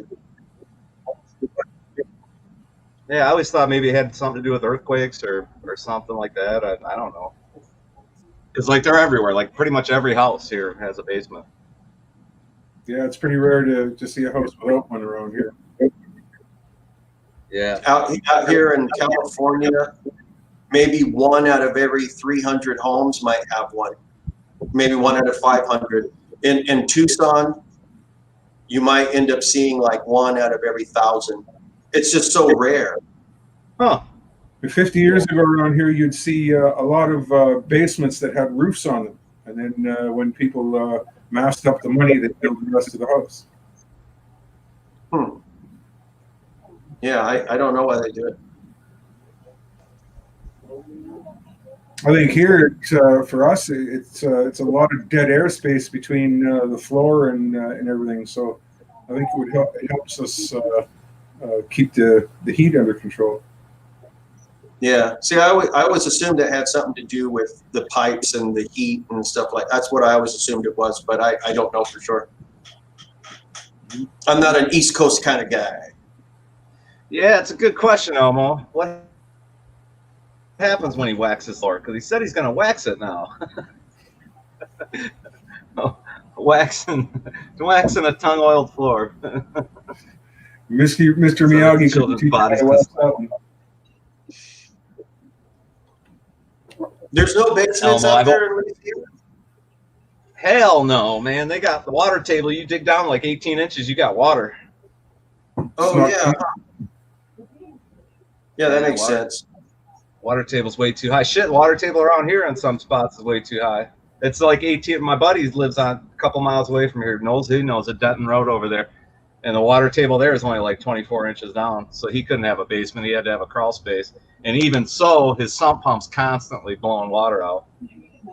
Yeah, mine is too. Mine's constantly going. Really? Over there in that corner. The thing I can always hear. Would need like one of them 8-inch industrial pumps, and it would just run outside on like a big diesel engine all the time, so that he could have his basement. Our ground is frozen from November until almost May, so we don't really have to worry about that. Where are you at, Rob? I mean, I know you're in Canada, but I'm 150 miles east of the geographic center of the continent. yeah, I know exactly where that is. Seriously, dude, where you at? 150 miles north of International Falls. Okay, I know where International Falls is. And the dude lives on like 900 million acres too. Like his backyard is a forest. His backyard is a forest. It is, yeah. I got 40 acres of wilderness right at my back door. I got bears coming to the door. The family's had a bear in the house. So that's why I have to have guns. Rob's like, dude, I got to go out to the backyard. I'll be back in a second. And comes back 3 days later. With pelts. Pelts over his shoulder. I used to be a trapper. Nice. So you like traps, huh? Well, I had a beaver quota, and I used to trap anything that was fur-bearing. Beaver quota. I guess my trap joke just went through the door there because I was like, "You like traps, huh?" But no, it's all right. You have to repeat the joke; it's no good, you know. I heard the one about the beaver quota, though. I got a beaver quota. Yeah, I still have that. Yeah.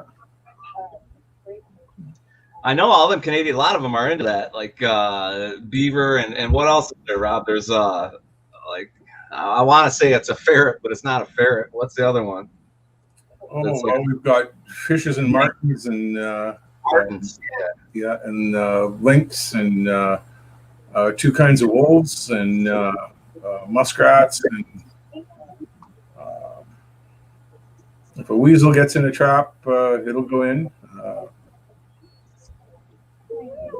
What else? Nothing else in mind.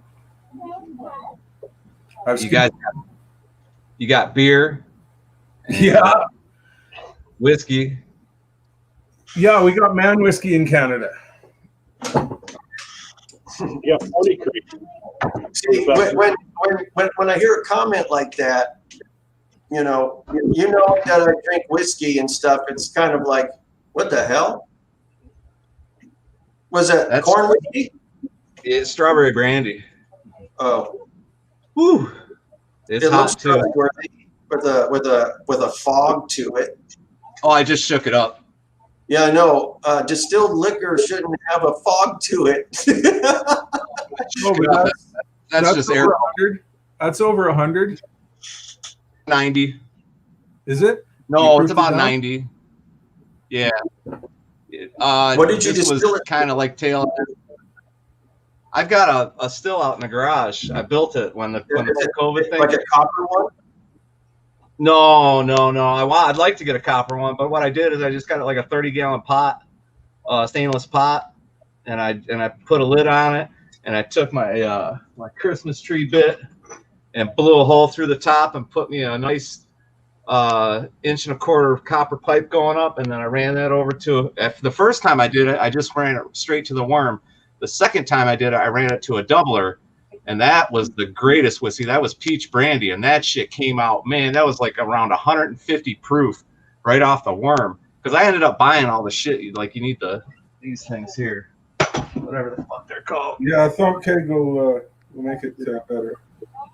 What are you using for your condensing pipe? I mean, are you using metal or glass? I'm using a copper worm. I built a copper worm. Yeah. Oh, okay. You got to have copper in your system. It goes into a 5-gallon bucket, and then I got to see which one's my beer and which one's my alcohol. And my eyes aren't going too good. Anyway, I got these. What do you call them again? Hydrometers. One's for beer, and then the other one's for your alcohol proof. We'll see if this, because I had a cork cap on top of this. We'll see if it's still holding 90 proof. Which one is this? But yeah, man. But I made this peach brandy, and that time I had a doubler running, and that doubler makes all the difference in the world, man. That shit. It was in the beginning when I first started running. It was running around 180 proof, right off the worm, and then of course it comes down as you're running. You got to kind of keep an eye on it. Once the tails start coming, you got to decide when to cut it off. What is this? 1,000. Okay, this is the beer one. Set that aside. You got a stainless steel still out at the farm, but no thumb cave. So I gotta do that. Yeah, I'm gonna make another run here in the spring. I was gonna run because see where I go to the lake, there's a park over there, and all them fucking hillbillies, they hear moonshine, man. You can sell it, $40 a jar. So I thought, boy, that'd be a good way to make a little extra coin, but I never got around to it. Couldn't you just go buy some like really cheap vodka and put it in a mason jar and sell it for $40? Right? Yeah, it's grain alcohol. Mm-hmm.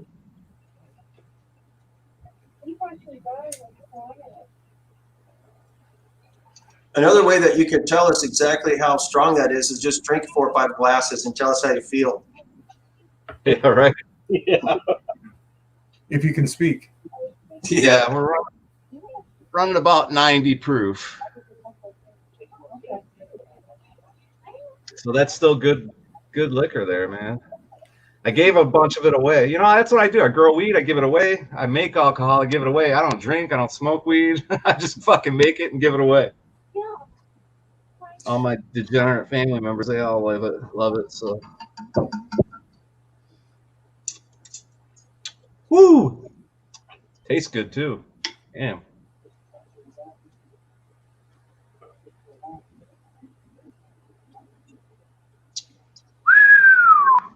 Smooth. Woo! It's been a long time. Look what you guys are getting me into. Did you ever try any of Elmo's hooch? Who? Elmo. Did you ever try any of his hooch? No, I seen him making hand sanitizer. Yeah, I got to try some of his hooch, and that shit is strong. Yeah, this stuff just this shit just added hair to my chest and my freshly shaven sack. Woo. Yeah, that's good. I may keep with that for a few minutes, maybe 1 or 2 more, and a coffee chaser. I'm surprised though. That was my first run, and you can really taste that strawberry. The flavor really did transfer over nice. Of course, I filled the doubler with the mash, so yeah, that transferred over nice. That's the most alcohol I've drank, and I can't even remember when. Just now, that one You shot. just need practice. I am out of practice. Damn, I can feel it too. That shit hits you fast. It's all that acetone in it. That's all that acetone in it. For the little bit of liquor that I'm making, I mean, shit, you can boil off the acetone just with the cap off, I mean, you might get a little bit off when you first, of course, you don't want to drink anything that first comes off that worm anyway, but Right. That's what the first thing that comes off that worm, man. You can smell it. It's just like fingernail polish remover. Yeah, the fusels. Yeah. And then as you go and as you get to the tails, you start to get more fusel oils and shit like that. That's why it's also good when you're in the hearts to run it through a charcoal filter, just to kind of nip down any of the fusel oils that are there. Oh yeah, man, I became Popcorn Sutton when this COVID thing started. Swear to God, it's my last batch of goddamn liquor. Man, I'm like, dude, I'm gonna make so much money, dude. I'm this whole summer. I'm a moonshiner. I'm a bootlegger and a moonshiner. But life happened. My wife didn't the ground snake. My wife did. Actually, she thinks that I should kind of keep it shaved because she thinks I have a nice shaped head. She says. Yeah. Well, you know, that's why I initially cut my hair. She told me that too. I'm just trying to copy Rob. I'm just trying to copy Rob. I saw him. Yeah, I saw him over at the bowling alley, and he put his head in that bowling ball polisher, and I was just like, I'm gonna do that, you know. I'll tell you what, man. When I cut my hair off, I was glad. The whole time I was growing it, I let it go from like 2015 to 2020, and I'm getting the whole horseshoe thing too. It's starting to look like Bob Newhart and everything. Because I mean, I can see it right here. It's just kind of like it's starting to happen. Starting to fucking happen. I don't know about y'all, but I'm sexy and I know it. I'm old and I know it. Look, I am on my forehead. I've given up. I'm just like, I just keep cutting shorter and shorter eventually. I know my forehead grew too, man. The older I got, it just got taller and taller. It's my brain growing. I got a bigger brain now. The first thing that you'll know, because the first thing it'll start showing up here, right? That's what you start losing first, and then it starts thinning here. Yeah. When you fucking, I still one of the best fucking moments on your channel was when you put that fucking radius block on your head to try to shave around it and do a mohawk. I was trying to, how can I do this? And I'm like, a radius block will fit, and it's just like, yeah, why the hell not? But then the whole thing was you and all the rest of us, we all realized at the same time that, oh, I don't think this is gonna work. That was the best. It was great, man. Well, you know, the thing is, I didn't realize how thin my hair was until I actually did do that. And, you know, when you have thinning hair and a mohawk, it's awful, right? Yeah. You can't have no thinning hair and a mohawk. And I'm like, I'm just going to shave this shit off. This looks awful. But I was wanting a mohawk, man. Like, and I was also, like, for a while there, this was years ago, I had this goatee that was down about here. And I was putting rubber bands in it. And I actually went to one of them hair places. And I told him, hey, do me a favor, and I want you to fucking Hulk Hogan me out with this fucking blonde and shit, right? So going to the wrestling thing. And I told my wife, when it gets a little bit longer, I'm going to grow out my hair, and I'm going to braid it into my goatee so I look like a pretzel and shit. And she's like, you better not fucking do that. And I'm just like, no, it's going to be cool. Nobody else is doing it, you know? I never did it. But another one I want to do is grow my hair out really long and wear pigtails. Yeah, well, you know. Nobody else is doing it. And if you got a big old ZZ Top fucking beard and pigtails, nobody's gonna fuck with you. Because that guy's fucking nuts, bro. That guy's fucking nuts. Yeah, you're probably right about that. Well, you could go back to that bar you were telling me about, and it'd be cool. Yeah, well, I'll meet you there. I just want to go, so. It'd be cool. Actually, go to the one that McAllister was talking about. Yeah. What was that, Bagley and what? The City Club. Bagley and Cass Corridor. Oh, I know where that's at. Oh, yeah, everybody knows where that's at. Well, no, you guys. Man. I walked down there not long ago, a few years back on opening day. I couldn't believe I was walking down Cass Corridor being white in the daytime. But even so, being white, walking down Cass Corridor, I was like, wow, this is crazy. It's a real bad area of Detroit. It used to be you could go down Cass Corridor, you get anything you want. Ed, that's Grob now. Drug-wise. That's Grob.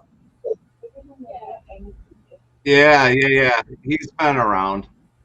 It's on my last video. Yeah. No, it's not me. What I do is when I see him comment, I pin him. Because he needs attention and he needs recognition, and he was Will's dog, so I'm trying to be nice to him, give him a treat, you know. But yeah, when my hair was long, what I started to notice is I'd take a shower and there'd be a bunch of hair in the thing, and I'm like, man, when I was young, it wasn't like this. You know, my hair didn't fall out like this when I took a shower, so I thought, man, I better cut it off now before I embarrass myself again. It's still going to keep falling out. It's just going to be shorter strands. Yeah, I noticed that too. Mine didn't fall out. That's all right. I'll get the chick. Yours didn't fall out, you said? No, I didn't used to have hair falling out everywhere. It just stopped growing. It got each strand seemed to get thinner and thinner and thinner until it just didn't grow anymore. Oh, I got you. What? Wait a minute. What'd you say, Rob? About your hair? Did you find him on the pillow and shit? Nope.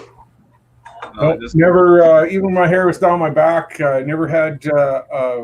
Wasn't pulling rats out of the sink or finding it in the bed or anything like that. No, it just got each strand got thinner and thinner until they stopped growing. See, I noticed that when my hair was long, like at the ends, it was getting thinner and thinner, like the hair itself. Yeah. Like stringy. Mm-hmm. And it started getting split ends really bad, and started getting shorter and shorter and shorter until the point where it was just basically past the nape of my neck. So it was like, well, I don't need to keep it anymore. I'm not going to get the job, so I cut it off. This shit's good to me, man. Woo. When you guys had long hair, because like back in a little bit after high school, I was growing really long hair, and I'd pull it back in a ponytail and shit, and it was kind of like greased up, so because I like that slick type thing, and it would never hold on to rubber bands because of fucking oil and shit in it. But when you were driving down the street, if the window was ever down, would you get whipped by your own fucking hair? Oh, man. Oh, It hit you in the face, and you're like, fuck this shit, I'm getting whipped, man. That was the other thing. When I grew it long again in 2015, I like to drive around with both the windows down. When it was long, I couldn't put the other window down. I could crack this one so I could smoke, but the passive, I like to put them both down and just go, I couldn't do that because, it's smacking you everywhere. It's blowing all over the place. Hey, you know what? I don't need a brush anymore. I go through very little shampoo and conditioner, and the high-end shampoo and conditioner I use, but very little of it. Yeah. Cut my hair. My dog's doing it. When I had to spend a lot of time at the hospital, people with beards down there, it's gross me out. Ed. Hey, Haley. It's a ZZ Top thing. You wouldn't understand. That's what I'm talking about. The thing is Billy Gibbons probably doesn't have much time left either. No, not the way it's looking. I mean, it's just, it's just so odd seeing these people. But it's normal. I mean, you look at Willie Nelson, man. I mean, he's like in his 80s. But like when he goes, it's going to be like, oh my God, Willie. I mean, it's just a natural part of life. It just kind of sucks that we're getting to that point now where it's like, oh fuck, we're all dying. We also just lost Leslie West a little bit ago too. Yep, just not too long ago. Yeah. Fucking, it's just weird. It seems like everybody's dying, but I don't think that they are. It's just the people that are relevant with our generation are dying. Right. Yeah. And now it's happening to us, just like our parents and stuff. It was like they'd always be going to a fucking funeral. Now I'm always going to a funeral. Shit, right? Not these days, but But a lot of times when you go to a funeral, there's always a newly available bachelorette. And there's always a job opening and somebody willing to sell a car. They're great. Right? Silver lining. Down in the commissary getting coffee. Oh, you like cherry glaze too, huh? Forget Well, the like in my family, a lot of people don't even want to go to the funeral because of the person. They want to go because they know that there's going to be a meal after. So it's just kind of like, we got to go down there. Why? Well, you just have to. Yeah, and it's just like nobody wants to be there. They only want to fucking go eat afterwards. It's like the funeral's an inconvenience because it's getting in the way of the buffet. You ever hear people come back from a funeral and they're like, God, the food was really shitty afterwards. They don't even care about the person that died anymore. They're like, God, the food was shitty. They did a better job last month on so-and-so. Yeah, no trunk beers. Nobody had beers in the trunk. What the hell? What kind of shit is this? I got to grab some coffee. But I'll tell you what, this brandy's getting good to me. Damn, it's been a long time, man. Well, we'll be here for moral support. I know you will. We'll help guide you. Or at least video snippets. Blackmail to follow. Say, that's the first time I've had any. It went down awfully easy for someone that hasn't had any in a long time. Yeah. Time to practice that. If someone dies and doesn't leave me any of their guns or tools, I don't go to their funeral. Well, that's fair, I guess. That's fair. I never get left shit, man. Nobody ever leaves me shit.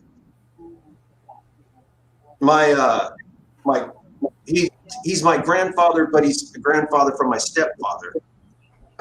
And when he died, he had all of his assets sold and everything like that, and had the attorneys dish it out. The dude had tons and tons of cash, and he had tons of assets. So all of my sisters ended up getting close to like 300-something thousand each. My older brother ended up getting, I think, 80-something thousand, maybe 90,000. Same thing with my older sister, and I got a donut. Even my mother got stuff, and I'm all sitting there like, did you guys forget that I existed? Like, what the fuck, right? But I'm just saying, it's all right, it's okay. One of my, actually, two of my sisters ended up hooking me up with some of theirs because they're like, it's not right, you got left out, and I'm like, it's all right, but at the same time, it's like, did you really forget me? Because you start wondering, is it you just hated me, or did you forget me? You know, and then so you kind of go and you think like that. But at the end of the day, it's that person's money. They can do whatever the fuck they want with it, you know. The sisters that didn't share anything with me, I told my wife, I said, I hope one of these days I'm a fucking multimillionaire, because I'm going to leave them out. I'm going to give shit to everybody else except for them. And in the will, it's going to say, remember when? And also, I've been thinking about doing my own eulogy on film.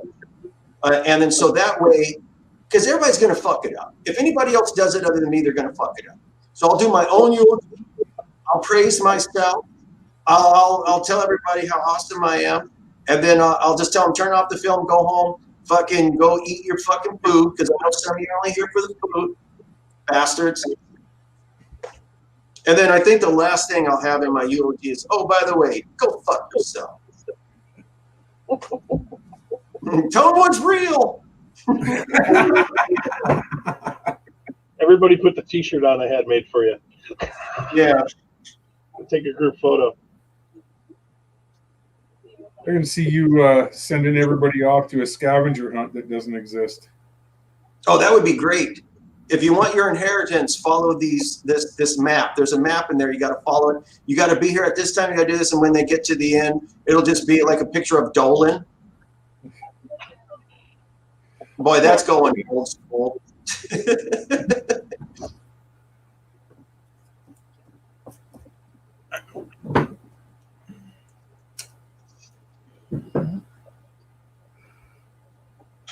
Oh man, you know, being in here and having to do it with this computer, part of me's like, maybe I should just run a Ethernet cable in here.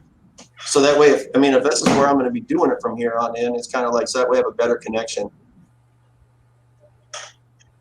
You're on wireless, obviously, I think. Is there still lag?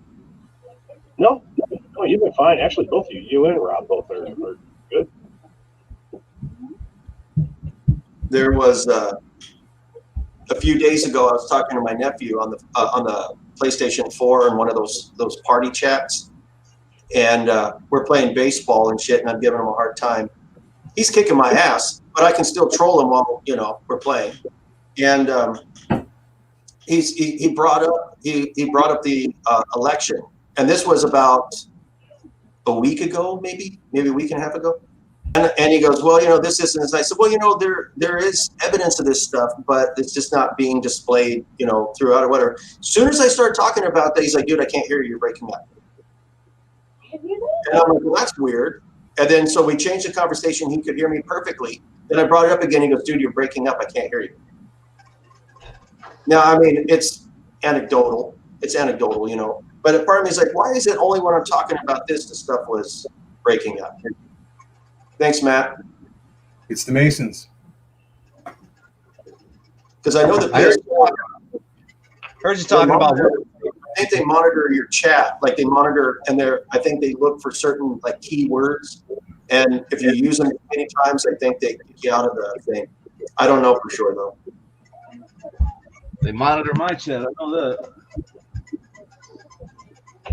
It won't let me use the N word on chats anymore. YouTube all across. It doesn't matter whose live stream I'm on. If I'm in the comments, I guess I said it too many times or something. It won't let me post a comment.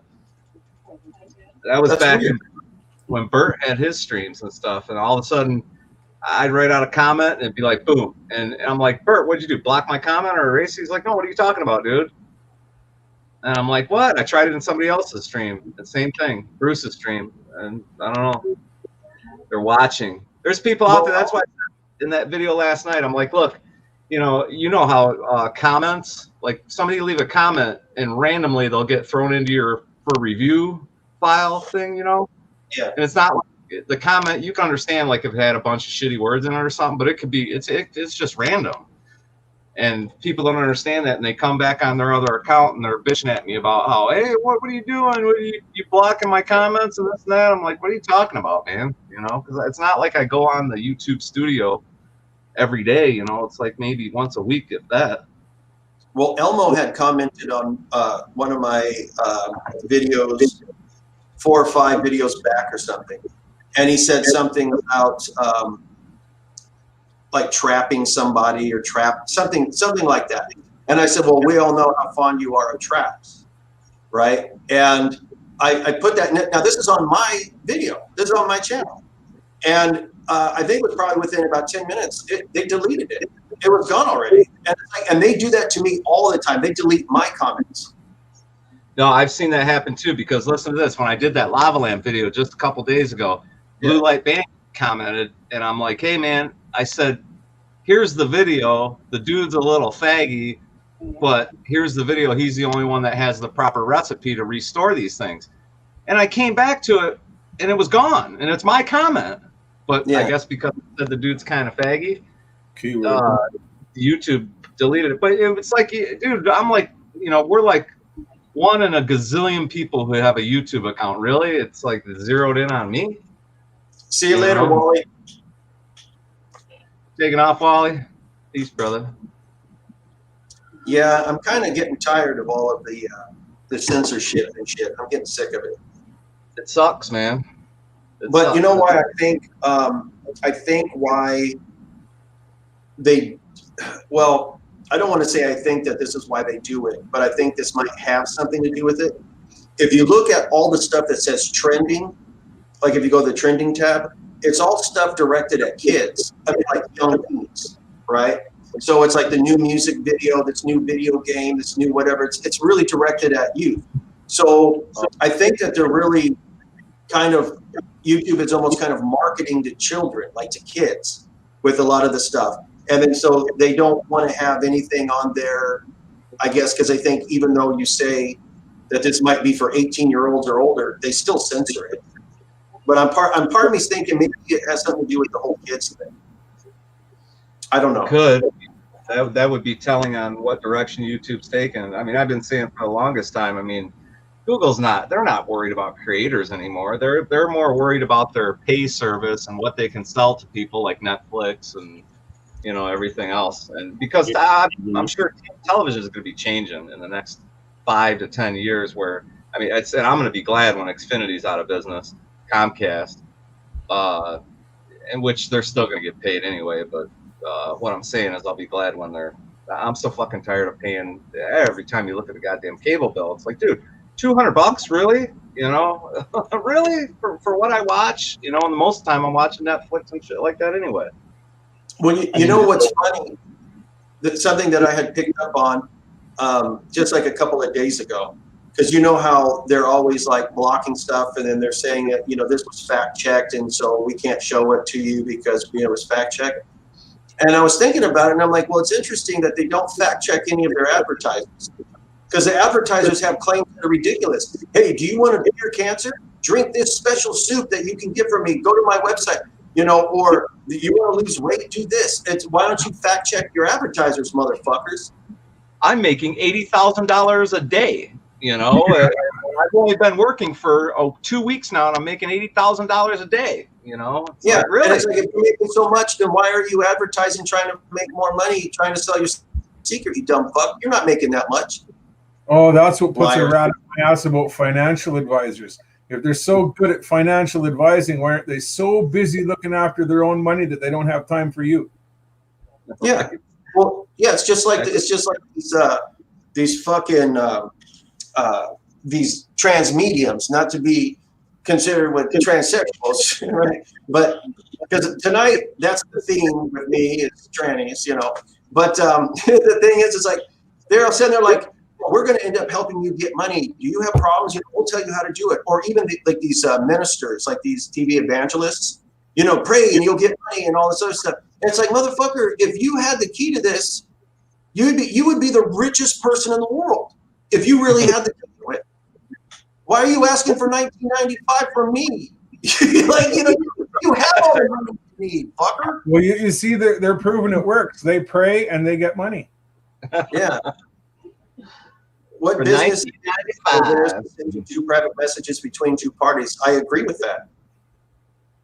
I agree with that. If it's between two people and it's in a private message, it's nobody's business. But they monitor everything.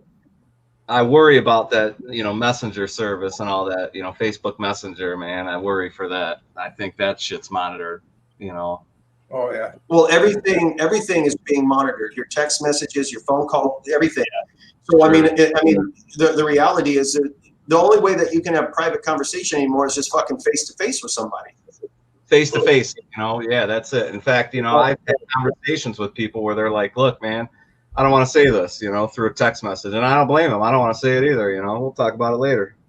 You know, because, you know, listen, how hard would it be if you're some type of government person to frame somebody for any type of crime, you know? I mean, if you're a government, you know, a government official of some sort, I mean, it would not, you could frame anybody for a crime, you know what I mean? And then, these text messages, you know, and they'll show 300 text messages, but what they don't tell you is that's the last text messages the dude sent for the last 10 years, you know, but it makes it look like it was just yesterday.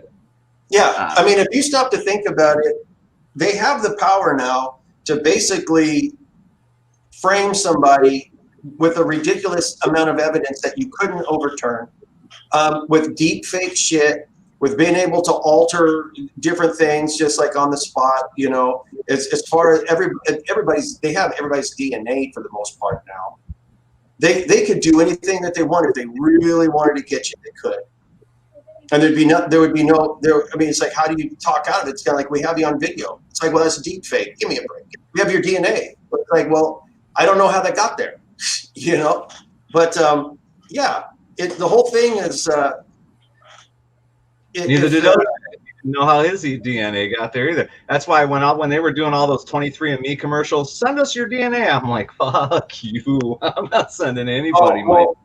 The government already has mine, because when you, at least, and this was in the 90s, when you joined, you had to get a swab, put it in your mouth and put it in the Ziploc bag.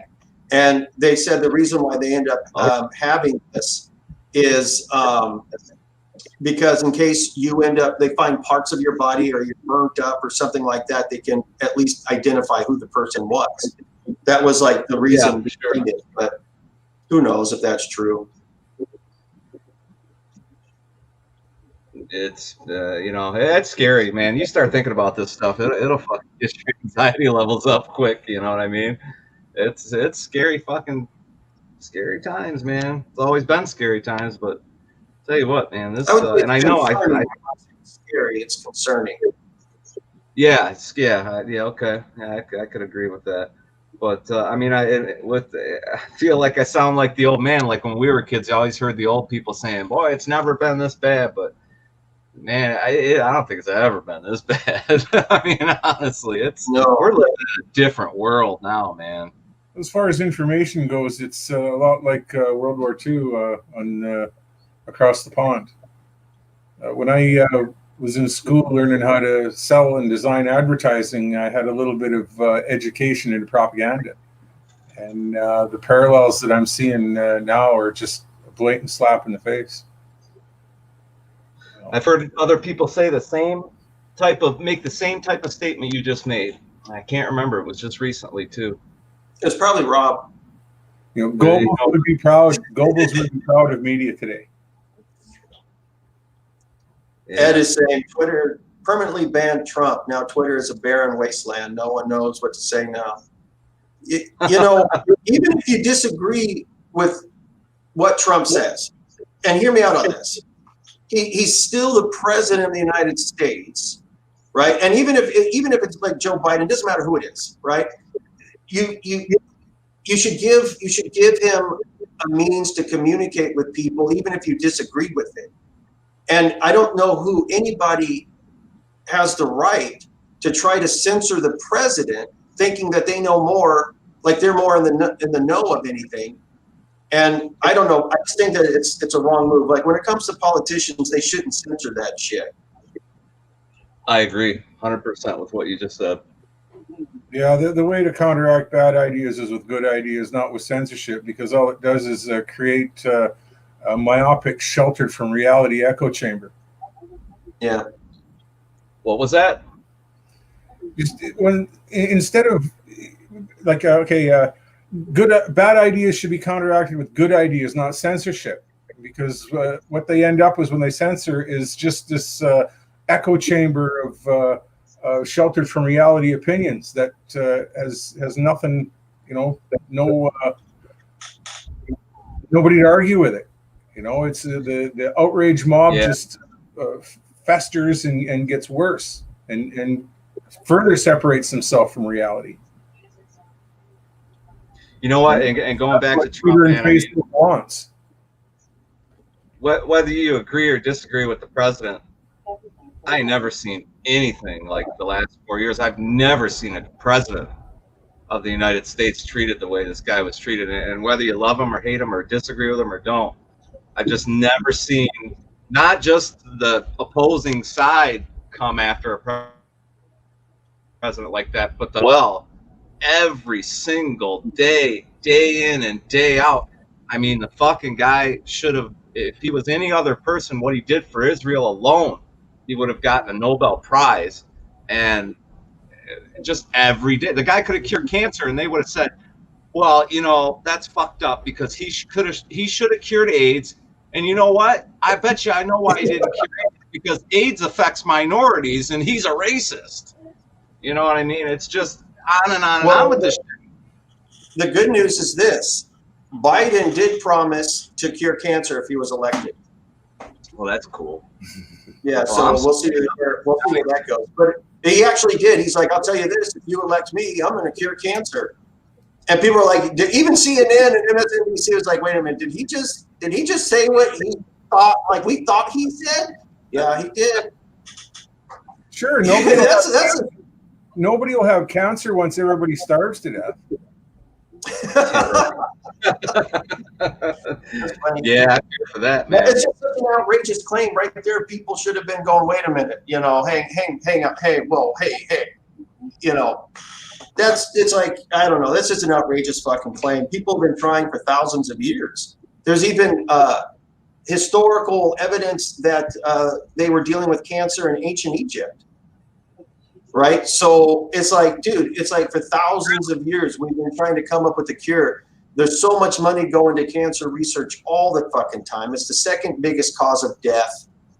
It's just kind of like, dude, to make a claim like that, oh my God. But you know what happened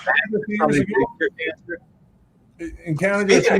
So they discovered that the Breast Cancer Foundation was raising money to raise money. They were putting literally nothing into breast cancer itself. They were just funding to raise funding.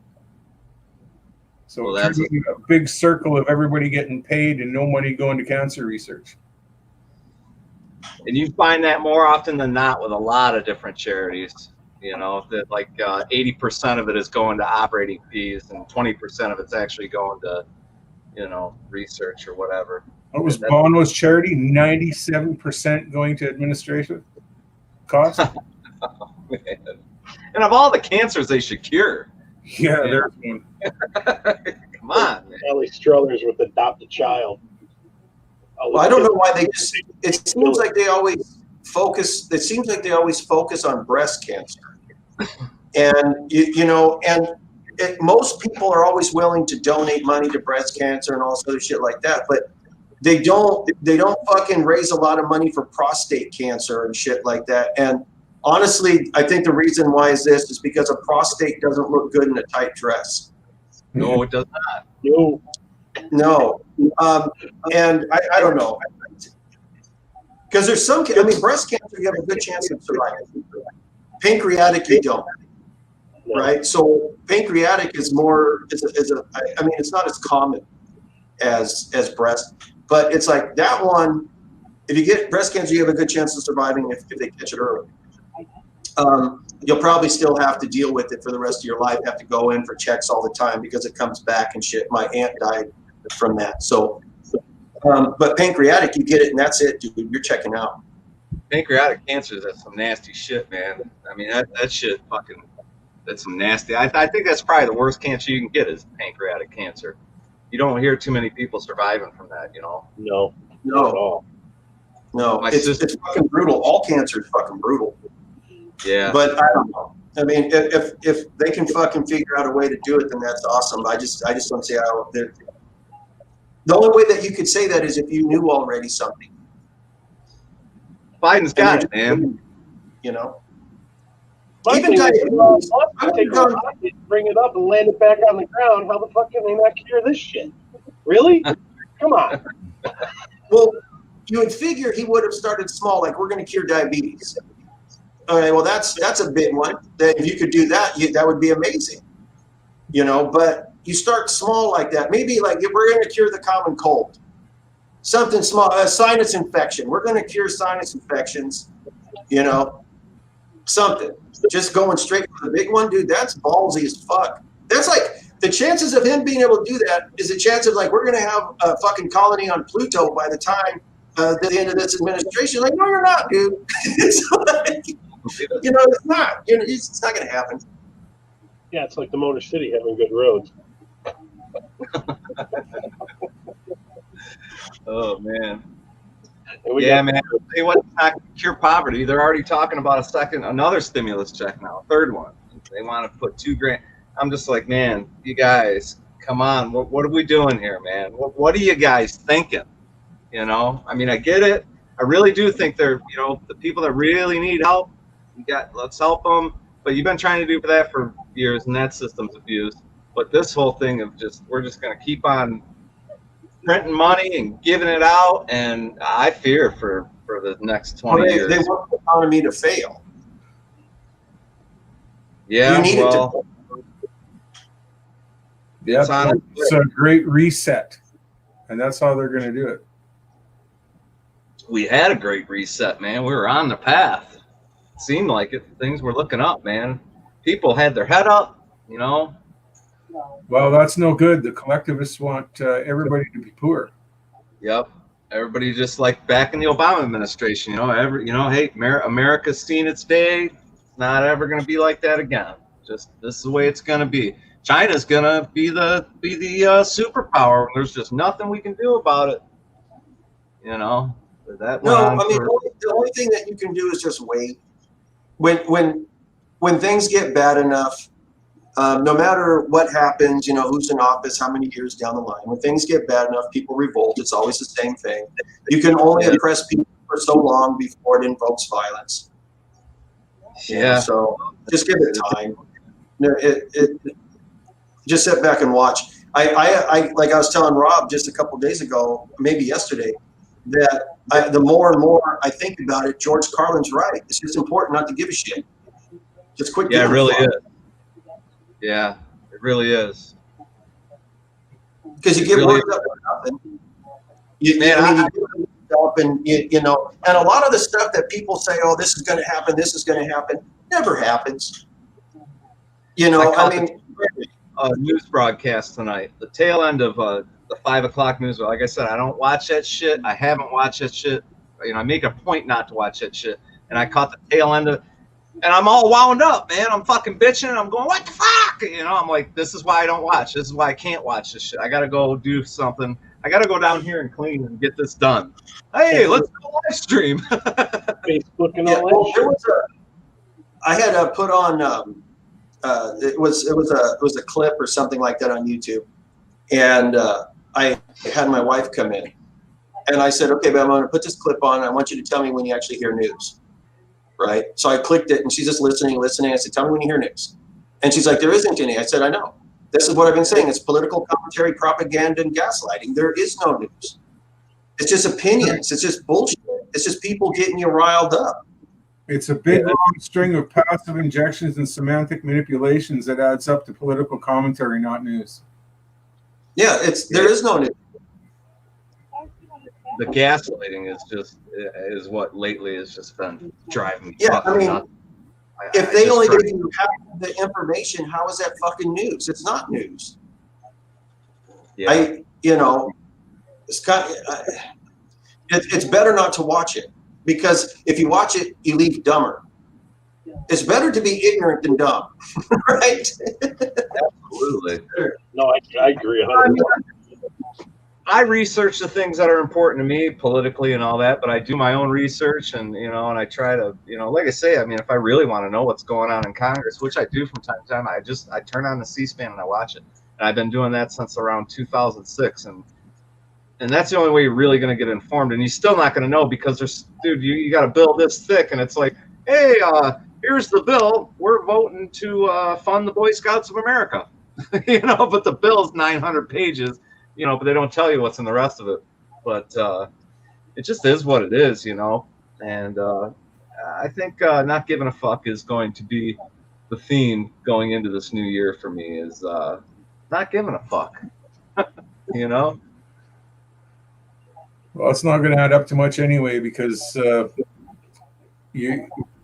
opinion of the critical thinker is going to be beat down by the buffoon. Yeah, well, it's just There's more buffoons making more noise, right? So, right. You bring up any critical thought, and they're just, listen to this idiot, Or you're a conspiracy theorist. You can throw some mathematics out. I've been having this problem on Facebook with these Kung Flu Karens. You throw math at them, arithmetic. Yeah. And they lose their shit. It's like, well, don't argue with me. Go pick it up with the Pythagoreans. They're the ones who invented math. You're not arguing with me. You're arguing with arithmetic, fool. So, they're like, that's not arithmetic. That's that Freemasons shit. Listen to this guy talking about arithmetic. I'll do better than Freemason. Hey, Ed, so it's funny that you should say that, because I was talking to Rob about this, and I was talking to Elmo too. And the reason why nothing ever gets fucking done is because it's like a football game. Here again. Oh, fucking Shriner. What happens is, like, one side gets the ball, and then the other side does everything they can to make sure that they don't score. And then you have the cheerleaders, which is the media and shit on the outside. And then eventually the ball changes possession, and then everybody does everything they can to make sure that that team doesn't score. But if they do score, it's all one-sided shit, and there's no cooperation or anything like that. There's no what do you call it when it's it's like cooperation. It's you're trying to come to a conclusion, and you're meeting halfway in the middle. What do they call that? There's a word. A compromise. Compromise. Yeah, there's no compromise. And instead of everybody in government looking at it as if it's a team versus a team, they should look at it as like, we're all in this together and we're supposed to compromise. And if they did that, so much would get done. Wouldn't be perfect answers, but everybody, for the most part, would be a little bit more content, instead of one side being furious and the other side being furious. You hit the nail on the head. There is zero compromise, period. Yeah. None. And it's a struggle of power, and it's like, well, there shouldn't be a struggle for power, because that shouldn't even be on the table, right? Because it's kind of like, well, the people's supposed to have the power, right? So that's not even on the table anymore, So let's compromise on some of these things that the people are complaining about. Let's see if we can fix them. And instead, it's just like, we want to give money to Zimbabwe, and we want to put some money in solar panels, and we want to also give, you know, a raise to everybody in the house. And it's just like, dude, well, hang on. How's that helping any of us? Don't tell us what's good, best for the people. We know what's best for the people. You And know? then Rob is impersonating Brother Nathaniel. Yeah. No, this is Knights Templar hat. I was gonna bust out with a KKK hood, but I don't need anybody clipping Oh, I pictures. thought that was a capital. I thought that was a lowercase t, and I thought that was from Sesame Street. Today was brought to you by the letter T. It is. T for Templar. There it is. It's a lower uppercase T. Christian. Yo, you're Christian too? Uh-oh. I don't know if the Templars are Christian, but I think you got to believe in a higher power to be in the Masonic circles. So, but yeah, this is the top of the heap of the Masonic circles is the Knights Templar. Is that how it works, eh? Yeah, you go from the Blue Lodge to the Red Lodge to the Shriners to the Knights Templars. Man, I'd be hammered by the time I got done going to all them lodges. You know, and that's what it's all about anyway. You know, a reason to get hammered, cheap beer. What's Bronze Snake? And then Bronze Snake says all those donations to the overseas shitholes are money laundering schemes. But you should probably think of it like this, which nobody ever does. And that is when they end up taking tax dollars of ours, or they end up spending money that we don't have. Really what they're doing is, don't think of it as money. Because when we go to work, right, we're trading hours of our life that we're never going to get back for a certain amount of money, right? So when they take that, they're actually taking part of your life. They're taking your labor, right? And then they're giving that labor, that part of your life to other people. So in many ways, it's almost like a slave trade. There's a small portion of you that's a slave. Don't think of it as money, because money represents your life. It represents your ingenuity. It represents, well, sometimes luck, right? But it represents a lot of that stuff.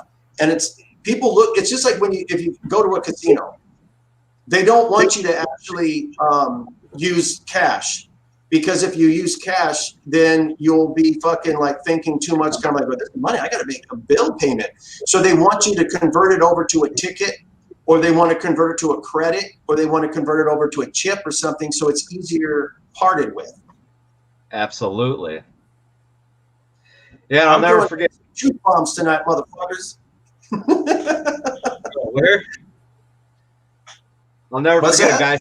When I was got serious about the workforce, I'll never forget, this guy said to me, "This is just how we trade our time for cash." And that always kind of hung with me. And that's all it is. You're absolutely right what you said there. You're kind of like, you know, this is time in your life you're never going to get back, and you get cash for it. So, you know, it's time you're never going to get back. And you're right. It does kind of go into a slavery type of aspect. Because thing.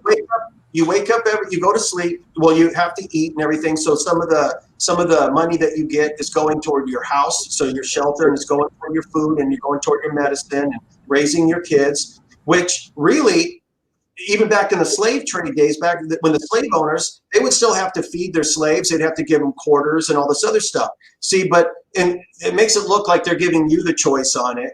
Here, you take care of yourselves with that shit. But then you go to work, and then you spend all that time, and then, you know, you come home, you get to eat, to refresh, to go back the next day. But the whole time that you're working, at least one third of it goes to government. So the government is your master. And if you don't give it, you're going to be punished. You're going to be put in prison, or you're going to whatever. So it is slavery. It is. It's just that people don't look at it like that. Especially if you don't pay your taxes, you wind up in prison for that. Yeah, punishment. You know, you got to give a certain amount of money back to. So when people say we need to tax more, we need to tax more, we need to tax more, we need to tax more, they're saying we need more of your life. We need you to be a more of a slave, and they just keep giving it away to other. They're giving it away to other people, and it's like when fucking Luke Skywalker. I have to bring up at least one Star Wars reference. Luke Skywalker in Return of the Jedi goes into Jabba's palace, and he's got C-3PO and R2-D2 there, and he's as a hologram, and he's like, here, just as a token of my goodwill, I'm going to give you these 2 droids. Both of them will serve you well, right? And because essentially R2 and C-3PO are slaves, and that's the whole thing. I can get to with something else, but he's just giving them away. It's free labor. Here you go. So if the government says, here, Israel, here's some of our money, here's some of our planes, here's this, here's that, you know, they're essentially doing the same thing as Luke Skywalker did. Yeah, they really are, actually. When you think about it, that is true, because now they're you know, now you owe us one. You know what I mean? Yeah. Like giving money to. But I'll tell you what, man, some of that shit's got to stop too. I don't know, man. I fear for the financial aspect of the, you know, I don't really give a fuck what these politicians do to themselves. I fear for the financial aspect of man, things were just coming about to really start looking good, man. And God damn it. But whatever, it's all going to play out one way or the other. In the end, what's going to happen is when I croak, they're all going to come and they're going to grab what they want. The rest of it goes in a 30-yard dumpster out on the driveway. That's it. Well, the good news is when you die, you don't have to worry about this shit anymore.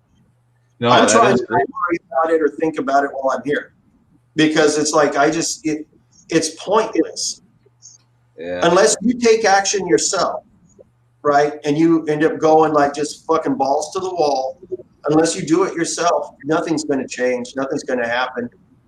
You know, and most people feel isolated. They don't feel like there's any community, there's anybody on their side or anything like that. So everybody feels like, well, I can't say nothing. I can't do anything. It's just one man versus all this. Like, are you kidding me? And one of the things everybody forgets is, even though it doesn't seem like it, there's more of us than there are of them. And most of us are on the same page. We just don't know it. Absolutely. I mean, even though that they're always saying, oh, Democrat this, Democrat that, Republican this, we have more in common than we don't. And the stuff that we don't have in common is the shit that they usually are pumping into everybody's heads, saying that you guys are, this guy over here is your enemy, when they aren't. Because if you didn't even know that guy was a Democrat or Republican, you guys could get along great, drink all night, have a good old fucking time. Because the common man, like you and I, we're able to compromise, usually pretty easily. Most human beings can. It's power hungry motherfuckers that don't compromise.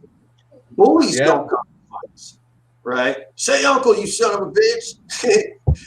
Auntie, no, I said uncle, motherfucker, not the female version. I'm just trying to be, you know.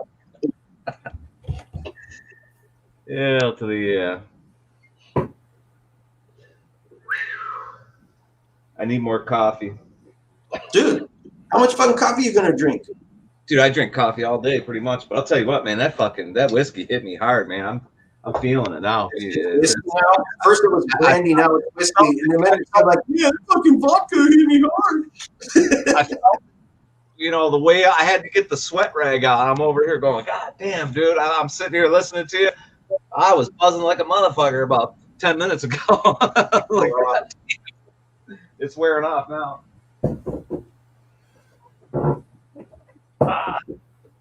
God damn, I gotta clean this place up. So have you guys noticed the older you get, the more frail your skin gets? It's almost like tissue paper. The fuck? Yeah, I used to be able to, like, I could hold a handful of broken glass and squeeze it and be like, ah, shit, it's not a big deal. And now I pick up a piece of paper and I'm like, stitches? Every once in a while, I got to get these things cut out of my skin, and I had one in my arm. And from the time I had them, a bunch of them cut out of my ribs to the one I had cut out of my arm, I noticed that it was my skin was much, much thinner. Yeah, scab turned into these balls of hard shit. Yeah, I didn't cut out.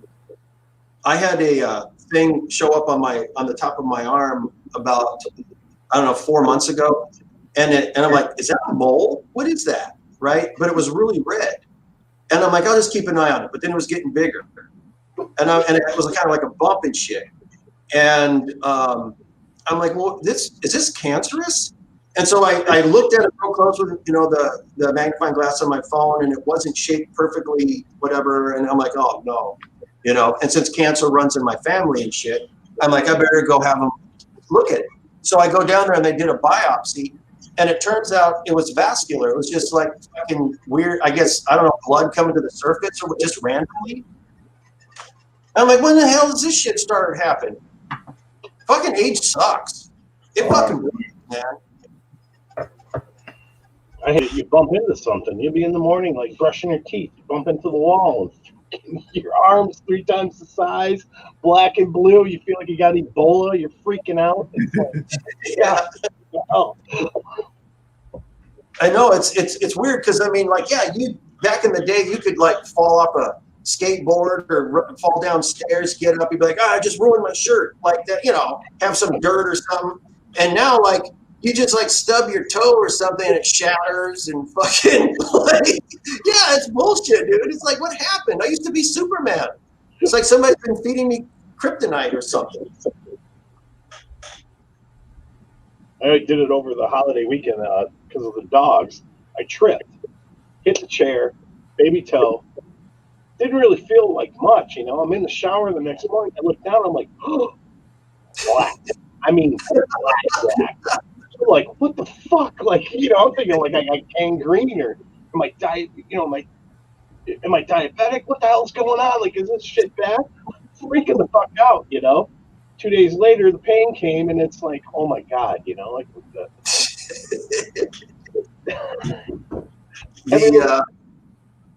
well, and also it's like another thing is like, you know, like I don't know if you guys' medical thing is like mine, where every time you go in and they diagnose you with something, it kind of goes on your record, and so it shows you a list of all the stuff. You know, I remember when I had like one thing. And now it's like pages of like fucking, that's like he suffers from this and this and this. And it's pretty much, I have everything. I have everything, right? So there's a few things I don't have, but I'm looking forward to it. You know, AIDS, I'm looking forward to that. You know, VD, diabetes, cancer.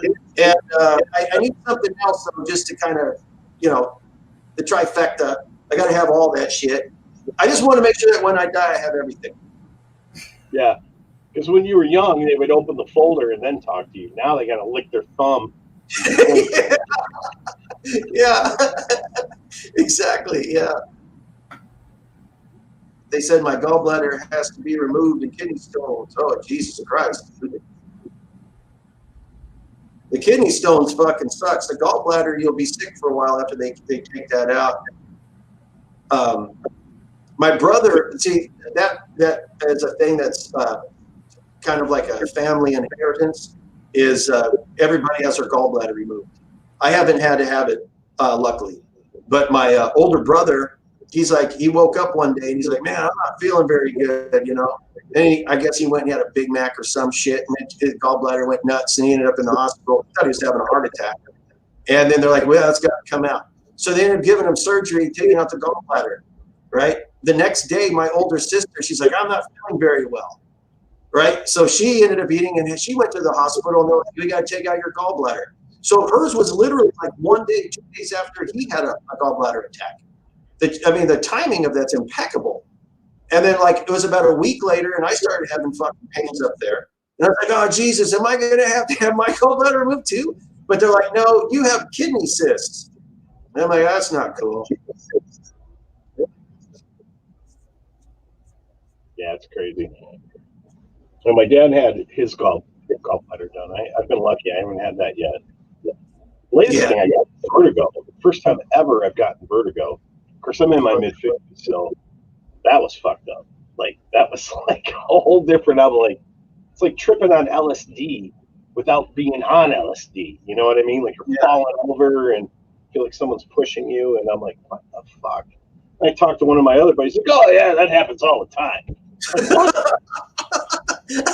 I don't want to get used to this. Yeah.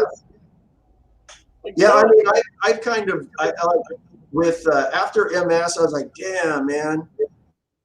And crashed. Oh, okay. And then I'm like, damn, man, this is fucking awful, you know. But then after I started having heart problems, I'm just like, really? really? Like, what's next? And so I've kind of gotten to the point now where it's almost kind of like, if I feel normal, I get nervous because I'm like, this isn't supposed to happen. Like, you know, something bad's on the horizon because I'm not supposed to feel good. Yeah, because you think you're like, is this the rally before death? Where people are mostly like death, and then they have one great day. You know what I mean? Look at me, I'm walking around, and blah blah blah. Next now, tomorrow, boom, done. You know, I totally understand and sympathize with that because I've had the same thing. It's like, well, fuck, I'm not in pain today. What's going on? You know what I mean? Like looking for the dark cloud, getting ready for the lightning strike. Yeah. I heard you talking about skin thinning. Your skin getting thin like tissue. Does it actually do that? Because I've seen old people, and it looks like skin's like tissue paper. Is that actually?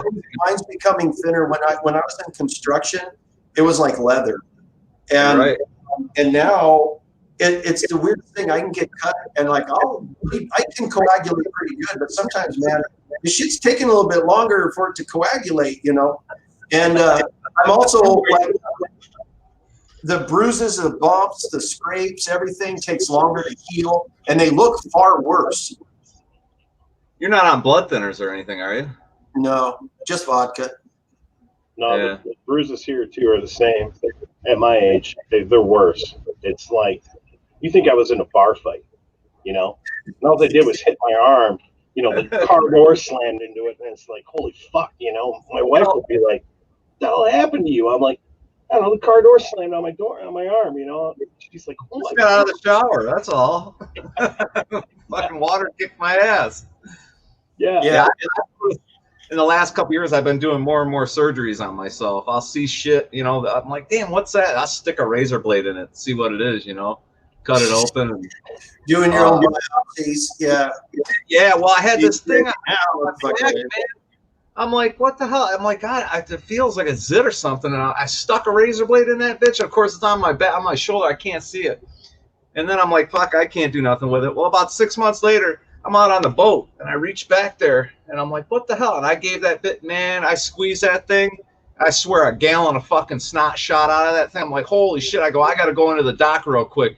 Dude, I got in the mirror. It was just a fucking, I don't know. I guess it was a zit that fucking went backwards instead of forwards. And 6 months later, it came up. Went deep. What the fuck? Well, that's a delicious thought. Yeah, well, you know, you guys are talking about getting old. These are my experiences so far. And you guys got about 5 years. So I got to imagine you guys have been doing your own surgeries for a while. Oh, it's a beautiful thing. I've done a lot of surgeries on myself. It's usually in my hand or something, though. Where it's like, I got something in there, get out the X-Acto blade, do a fucking Terminator, you know, and then you're like, oh, there was nothing in there, you know. It's just kind of like I cut open for nothing, you know. I just had a splinter go in my pinky a couple months ago. I was carrying a stringer, and I slid down the stringer, and I had gloves on, and it went in. And I thought it went in the other way, but then I pulled my glove off and it broke off inside my pinky finger. And of course, like you say, my eyes are bad, so I'm cutting in the wrong spot trying to get it out. Like, oh, that's the wrong spot. I got to move over a little bit. It reminds me of when I was in construction, I had to build this pony wall, and all the wood that they had it was sitting out, so it was all twisted and shit. And so I'm sitting there, and I've got like the 2x4 this way, and I've got the bottom plate up on top. And I'm kind of like using my thumb and like my hand to kind of twist it, hold it in place. And I had the nail gun here, right? And I'm like, pop, pop. And I go to the next one, pop, pop. And I was distracted. And so I go, pop. And then it went to the outside. And then so I shot a 16 through these two fingers, and it nailed them together. And I looked at it, and I'm like, did I just do that? Like, you know, I see this nail sticking through, and I'm like, I just nailed my fucking fingers together. And I'm like, oh, well, should I take it out? And I'm thinking, should I take it out and keep working? Or, you know, I'm like, did it go through bone? I don't. I'm like, fuck it. So I grabbed the 16 and I pulled it out. And there was just a little bit of blood, interestingly enough. But when I went like this, I saw meat kind of like being pulled out from the nail, so that it kind of came through the hole. And I'm like, I was working with the base plate that has the copper treatment. I think it's copper arsenic or something. And then so I'm like, well, because I was working that, I should probably go to the doctor and maybe get tetanus shot too. So I ended up going to the doctor just like down the street. And I'm like, yeah, I just shot a nail through my hand and I got fucking like, you know, get a shot. And they looked at it and they're like, well, they gave me this sponge. And it was like this white sponge that was like really rough, you know, and then it had iodine and soap on it. And they put me in the like in this one room and they said, what we need you to do is go ahead and wash it off. And then we'll be back in a minute. I'm like, oh, okay. So they walk out, they close the door and I hear them lock it. Right. And I'm like, why would they do that? Right. So I'm like, I don't know. So I turn the water on and I'm like, and then as soon as it went through that blood and it hit that nerve, and I'm just like, you motherfucker, and like I'm screaming and shit, and I clean it up, wash it off, and I'm sitting in there in fucking pain and all pissed off, and they come in a few minutes later and they're like, you're all right? And I'm like, well, yeah, you know, but you motherfuckers should have told me. But now I know why they locked the door. Yeah, that shit fucking hurt. God damn. If you've ever had what we need you to do. That's great. Here's what we need you to do, because we're not doing this. Yeah, I know why that they wouldn't do it, because that shit hurt, man. And I was fucking livid. But yeah, that was a good injury. I've had a lot of them, but that was a good one. How many people nailed their fingers together with the 16? Raise your hand. Yeah, right here. That'd be great, though. Yeah, it's too bad you didn't get a picture of that. That would have been great. Or video footage. Well, I kept the nail and I put it in the top pouch of my bags. And then somebody ended up fucking wearing my bags for some reason and they fucking threw it out. And I was so pissed. I'm like, dude, that was like a memento. Yeah, it's your lucky nail, man. You want the bullet. Like after they say, don't throw away the bullet. I want it. Just like when I had my wisdom teeth taken out, I told them I want them. And they're like, we threw them away already. And I'm like, dude, those are my fucking teeth. Like I want them. Just like I want to make a necklace out of teeth, just like they used to make them out of ears and shit in Vietnam. You know, I want a fucking tooth necklace with ears and shit. Pig ears. That's my wife. My wife has my wisdom teeth, every teeth of both our kids, and I'm like, what the fuck are you gonna do? String it through some leather? She goes, I just might. I'm like, oh man. I'm gonna watch you. Make sure you're not saving chicken bones when we have chicken and you're not freaking bleaching them or whatever. See what's going through my mind while I'm thinking, man, like I just said, I wish you would have got video footage of it. And I'm just thinking, God, I hope something like that happens while he's working on a guitar. like thinking that you're actually going to post it if it does. But I really don't wish you harm, dude. I'm just thinking. Things, anytime that I'm working with a high speed, like saw or router or fucking any moving blades, I'm always real fucking careful around that shit, because when I was in construction, I saw too many fucking injuries. I mean, there was a guy that had his fucking, he took the guard off of the steel saw, which I used to do too, because it gets in the way, especially when you're cutting plywood. But he took it off, and, you know, I would always like stop, you know, release it, wait for the blade to stop. Right? It's a good habit to get into.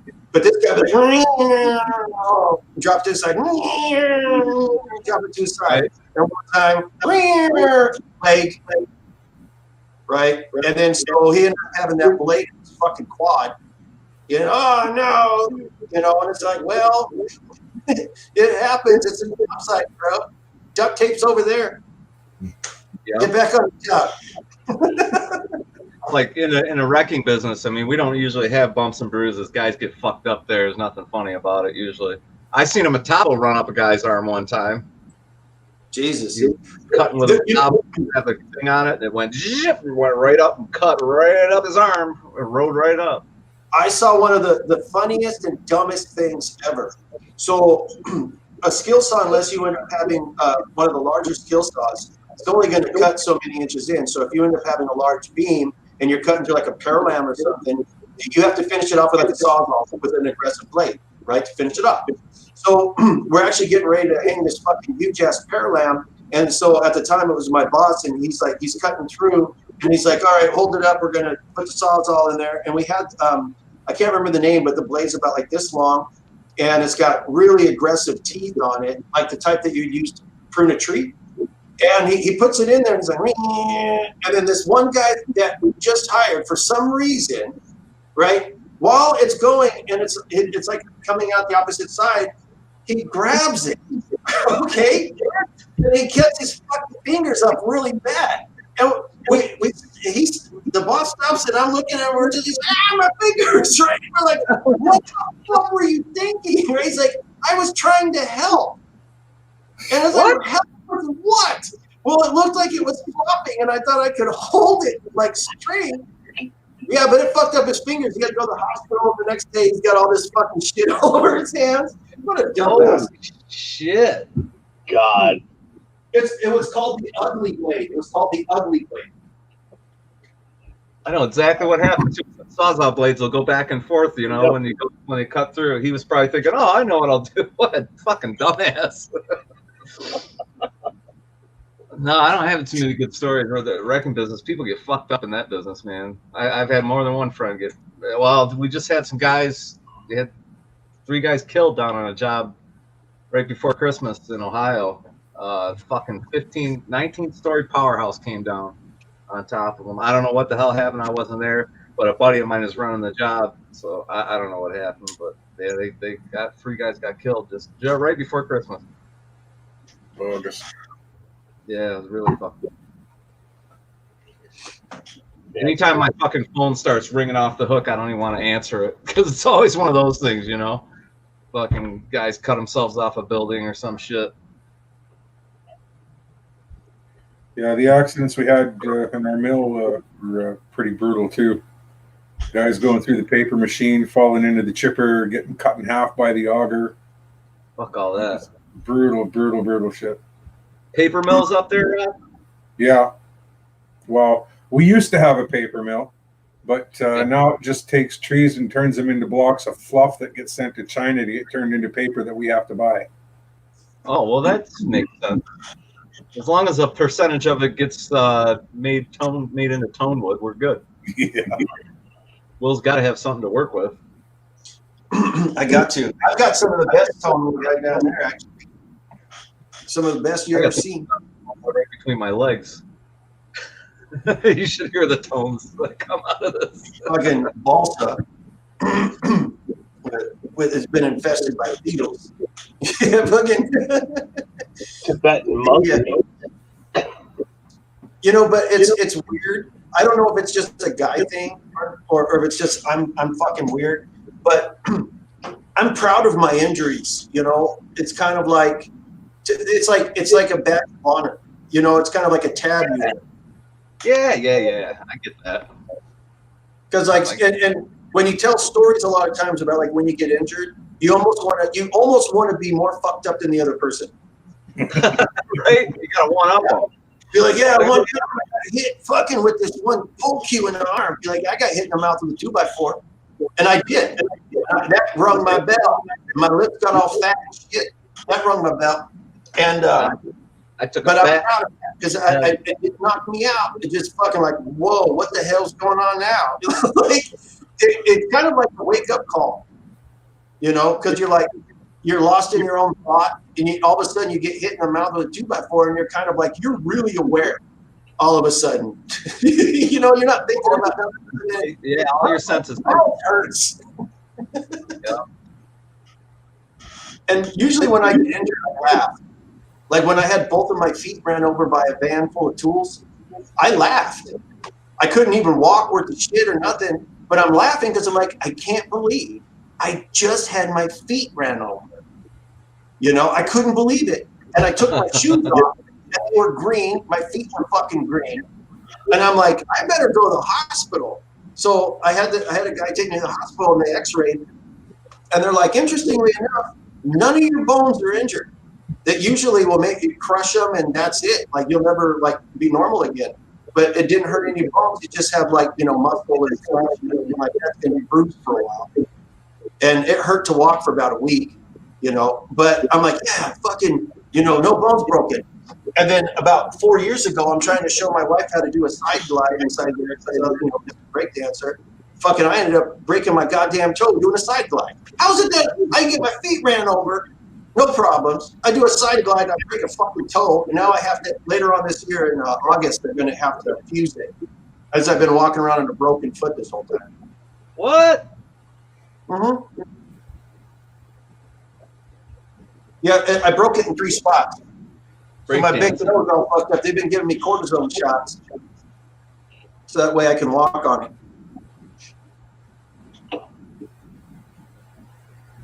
It's getting old.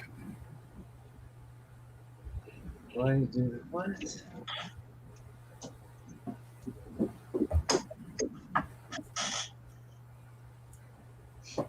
I think this is the first. No, this isn't the first time. I was about to say, no, this is actually. I think this is the first time I've been in a hangout with more than 3 people in at least 2 years, maybe. Yeah, you guys, it's all the time. Give me a second here. Hey.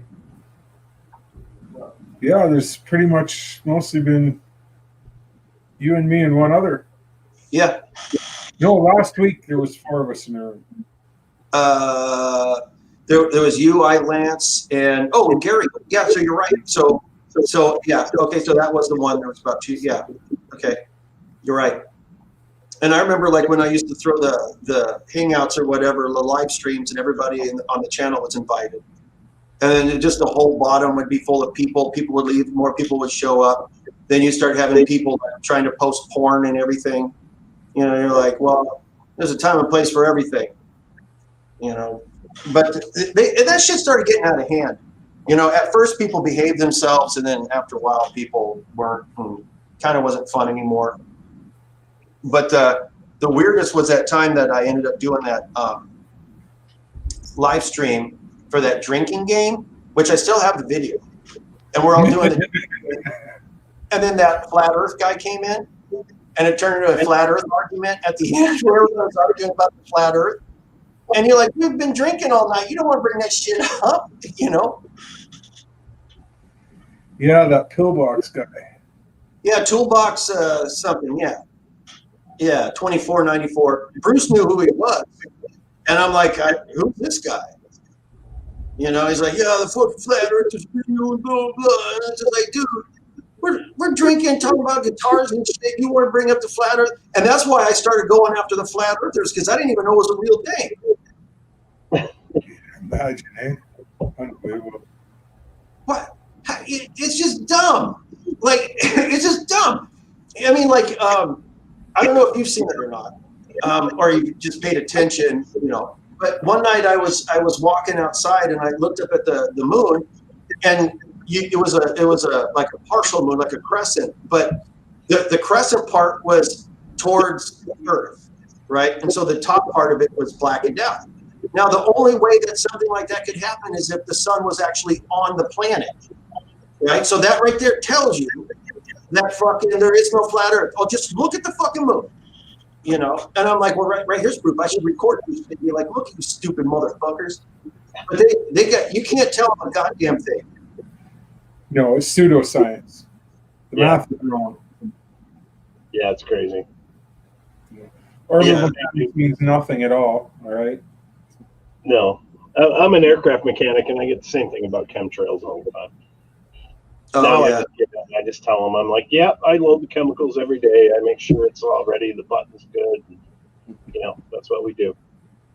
That's all we do. It would be easy because there was somebody talking about chemtrails, and they were like, oh, they're putting aluminum in the sky and everything, you know. It's like, and it'd be so easy to tell if this is happening, because if it's happening above you, right? All you got to do is just wait for a few hours, go out, wipe up the top of your car or whatever where the particulates would have fell, and then test it for aluminum.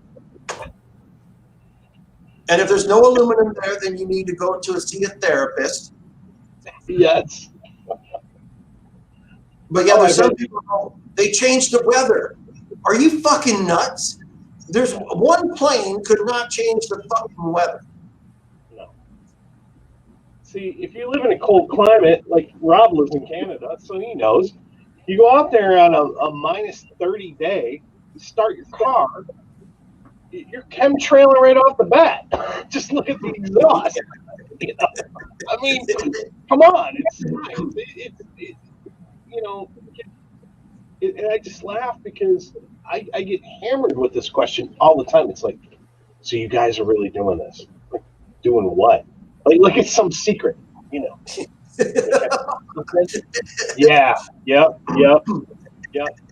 5,000 gallons today loaded. What a record. You know? I mean, come on, give me a break. Well, even if you look at the like when they're trying to fight the forest fires and they load up the planes and the choppers, they can't even fucking take out a fire. I mean, that shit's loaded up to the brim. And what makes you think if they went up 20 feet higher, it's going to change the weather? Get the fuck out of here with that. It's stupid. It's fucking dumb. It is. They kill me with this shit. Because but Rob that's flat earthers. That's the guys that are believing that the earth is flat. So it's the same thing, you know. Concorde literally went to the edge, fell off, and came back on the other side. That's how it works. It happens. It happens. Well, it's just like I always wondered if you could drill, technically, if you could drill all the way through the earth, right? Big enough hole that you wouldn't hit the sides, and you just jumped in that son of a bitch, right? Right when you hit about center of the earth, you would only go down so far, then you'd go back in the middle because of gravity. Like, so you, eventually you would be in the middle of the earth just sitting there all bored and shit. Like, in a fucking hole. Yeah, like technically you should be in zero gravity, right? Because of the pole and everything. If you're in the middle. Well, the only way you'd be able to do this. No, it wouldn't be zero gravity. It wouldn't be zero gravity. It'd be the null point. Oh, the null point? Yeah, it'd be like gravity's equilibrium. Ah. Yeah, you would be like, but you know, you'd have to go through the core of the planet. You'd melt, right? So by the time that you would become part of the core. You know, it's I don't know. It's fucking some stupid ass shit. Actually, if you started drilling, as soon as you got far enough, you would create your own volcano because it would just be like, oh, just come right up. At that point, gravity is the least of your problems. Yeah, exactly. Yeah, I think insulation is more of a concern than gravity at that point. Yeah, it's the molten magma factor that goes into that. I hate Yeah, I'll it. be back in a few. I gotta handle something. I'll be back in a few. That means he has big shit. Hang out. Just keep on hanging out as long as you like. I just gotta take care of something. Yeah, Rob was the first one to tell me about chemtrails. He's like, you know, Will, they got chemtrails over my house. I'm like, really? And what's the point of the chemtrails there, Rob? He's like, they're trying to read my mind. You know, they're spraying this shit and they can read my mind. It creates this antenna. And I'm like, really, Rob? It's 5G HARP and stratospheric aerosol injection. Yeah, it's hooked up to that thing up in where is it, Alaska or something, where they've got the thing that's supposed to be able to like change the weather, and it's just a bunch of antennas and shit. There's one in Humboldt, Saskatchewan too. Mm. Yeah, there is. Yeah, so antennas and shit can change weather too. And then that's the thing that apparently is creating all of these hurricanes and all this other shit in these natural disasters. Is some of these fucking antennas in Alaska. Well, theoretically, if they were able to use microwave to heat the atmosphere, they could have an effect on the weather. In that area. You know, and if they were to be able to heat up the atmosphere enough to change the density, all right, which obviously would, if they're heating it up, it would screw with the targeting systems of an incoming ICBM. I think that what they should be doing is not trying to heat up things, like as you mentioned. I think what they should be doing is, because that could be causing global warming right now, right? I think they should work on this big refrigerator and just open the door and, like, you know, cool off the earth. Well, global warming, that's going to put a rat in my ass for sure. Like you can, Canada Weather Service has been monitoring the pole with a satellite for I don't know how many years. You can look at the polar ice cap from year to year to year to year for I don't know how many years going back, and you can clearly see that the polar ice cap is not receding. Well, if you theoretically, if you built an air conditioner the size of Arizona and you aimed the condenser toward Mexico, so they're getting all the heat, you could cool off the United States, right? But you'd have to build an air conditioner the size of like Arizona, Yeah. right? But can you imagine just wind from that son of a bitch? Like it would tear you apart if you walked in front of it. Just drag Antarctica over at the bottom of El Nino, and that'll solve it all.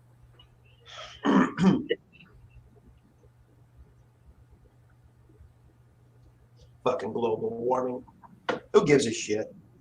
This channel on YouTube here, I think CDN it's called, and regularly what they'll do is they'll put up a plot of temperature records from 100 years ago and today, and they'll challenge people to tell which is which. Mm-hmm. And you can't tell the difference between temperature graphs from 100 years ago and today. And all this, it just, no polar bears have ever tread water to death. Okay? There's lots of fossils of tropical trees coming from the far north. So, and that's since the Younger Dryas melt. So it's clear that there was polar bears before then.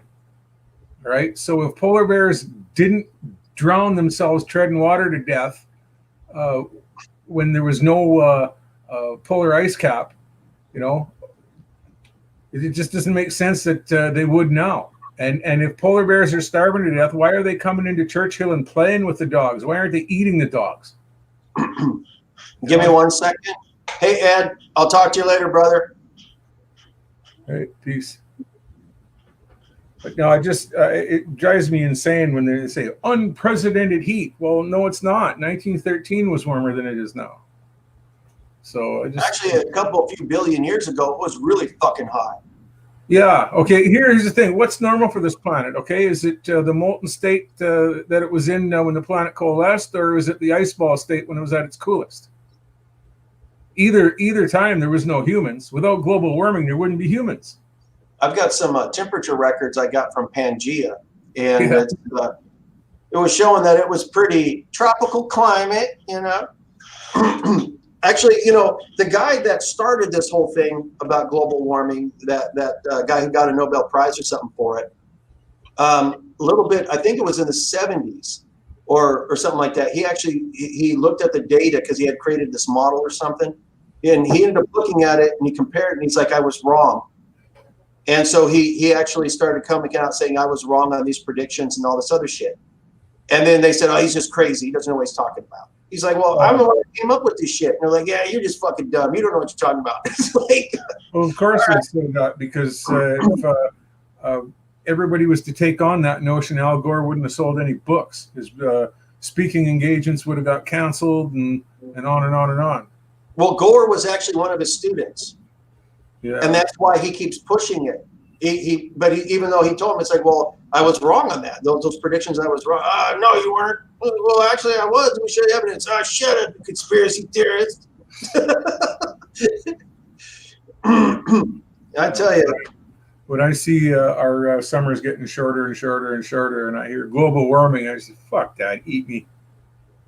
Pay my fucking heating bill. You think there's global warming, asshole? Well, I believe in not warming, not global cooling. I believe in global lukewarming, and it's just going to make everything just fucking perfect. It's going to be a utopia. You go outside any time of year, everything's beautiful, crops all year long. You know, it's just going to be great. Fucking nonstop, fucking summer break. It's just going to be fucking awesome. That's my belief. I don't have scientific evidence to support it, but I'll make up some. Well, that's what's being done. All right, 97% consensus, total fabrication. Well, it's just like when Obama, he was talking about like some gun laws, and he was sitting there going, 90% of the population, this is what they want, and 90% of gun owners, this is what they want. And I'm sitting there and I'm like, well, how would you know? Did you literally ask every person in the United States, hey, is this what you want? It's not, because I didn't get asked that. Oh, the chicken. Yeah, I didn't get asked that. Nobody that I know was asked, hey, how do you feel about this? Well, actually, I just got off the phone with Obama. I told him I felt like this. Like nobody was like that. It's just a bullshit. They took some fucking random poll somewhere and they just did some shit math and they're like, there you go. No, what they do is they spew shit that'll pander to the outrage mob. You goddamn right. They monetized clicks for the outrage mob. That's what it's all about now. It's not about anything other than that. Yeah, anytime I see statistics or polls and stuff, I'm just like, I need to see more than just, because anytime somebody says we have a poll, I'm thinking, you talking about a Pollock? Yeah. It's not a Pollock. We talked to 6 people in the building, and we asked them, hey, what would you like? What would you like? Well, we all work for you. What do you want us to like? Well, we want you to like this. Well, 100% of the people we asked said, you fucking bastards. Because a lot of times these polls, they'll do it right outside of the building or inside the building itself. And it's like, well, what kind of poll is this, dude? That's like going to Oktoberfest, asking 20 people, do you like beer? And if they go, well, I love beer, they're like, 100% of the people that we asked fucking love beer. 100% of the people that gave us the right answer said. Yeah, exactly. Give us the right answer or we're going to not fund you anymore.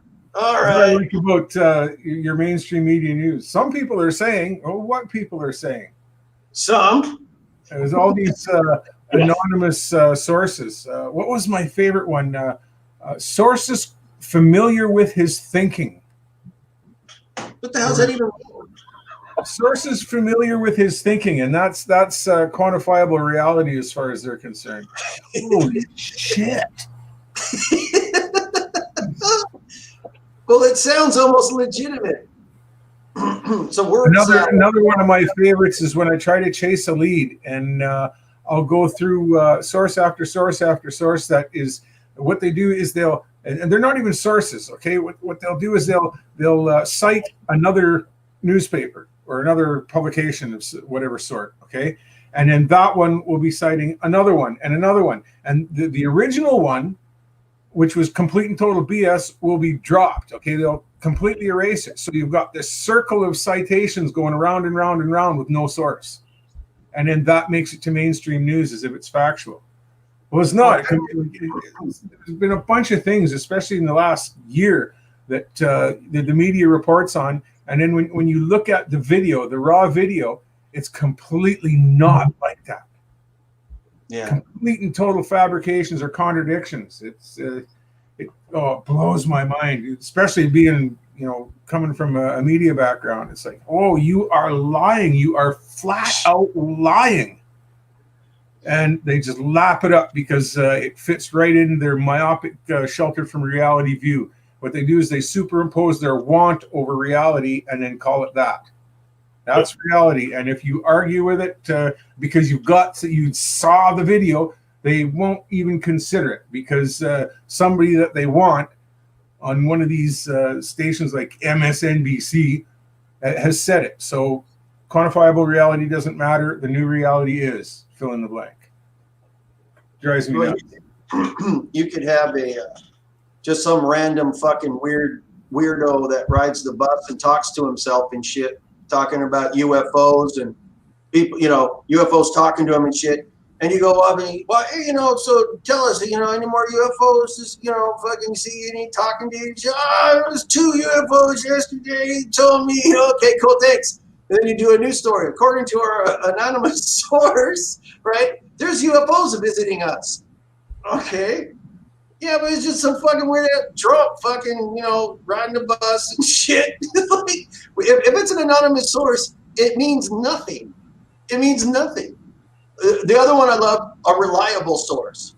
And how is he reliable? Well, every time we call him, he picks up. He's reliable, bro. Yeah, you know this dude? I don't know this dude. He's fucking reliable as hell. He's always at home. Like, hey, dude, what you doing? No, I'm at home. Okay, I'm gonna stop by. He's reliable. Can I borrow your car? Yeah. Fucking reliable Johnny. I know. My dad was in TV and radio. I grew up in the business, obviously with him, and I used to laugh because everything came through like a teletype machine back in the day. Yeah, literally like a dot matrix machine. This thing, it was a room. There'd be like 50 of them in there. They'd rip that thing off, and then they read it and they interpret it, and then boom, go live on air. And now the only difference is it's the internet. So now they get the shit from the internet. You see the web what you do. They don't really do. I'm just saying here in Detroit, in Michigan, they don't really do a whole lot of recording. Like, they're not out there banging and taking notes and, doing like they used to do. They don't do that shit anymore, It's all now like, here's the Cliff Note version. We're doomed. We're going to die tomorrow. Everybody buy all the bread and milk, wipe your ass. It's over. Here's cute dogs licking cats. Yeah, now cross-checking, vetting, and fact-checking is referring to Twitter. Yeah. My grandmother used to work for Western Union back in the day when everything was like how you said. They would show up and make and everything, and they would get Western Unions from New York, and then they would take that, and then they would end up giving that to like the Arizona Times, and then that would be the story for the next day for the newspaper. And I actually was taking apart an old stereo, and I found one of those old ones, and it was actually talking about right before Nixon was getting ready to catch a bunch of shit. And it was the one where he was saying, I'm not going to fucking do this, this, and this, and you guys are full of shit, you got nothing on me, and all this other crap. So I'm like, look at it, like, this is a piece of fucking history right here. But it was supposed to go to the Tucson Daily Citizen, and I want to say it came from like New York Times or whoever it was that was doing the whole deep throat thing. Who was it that did that shit?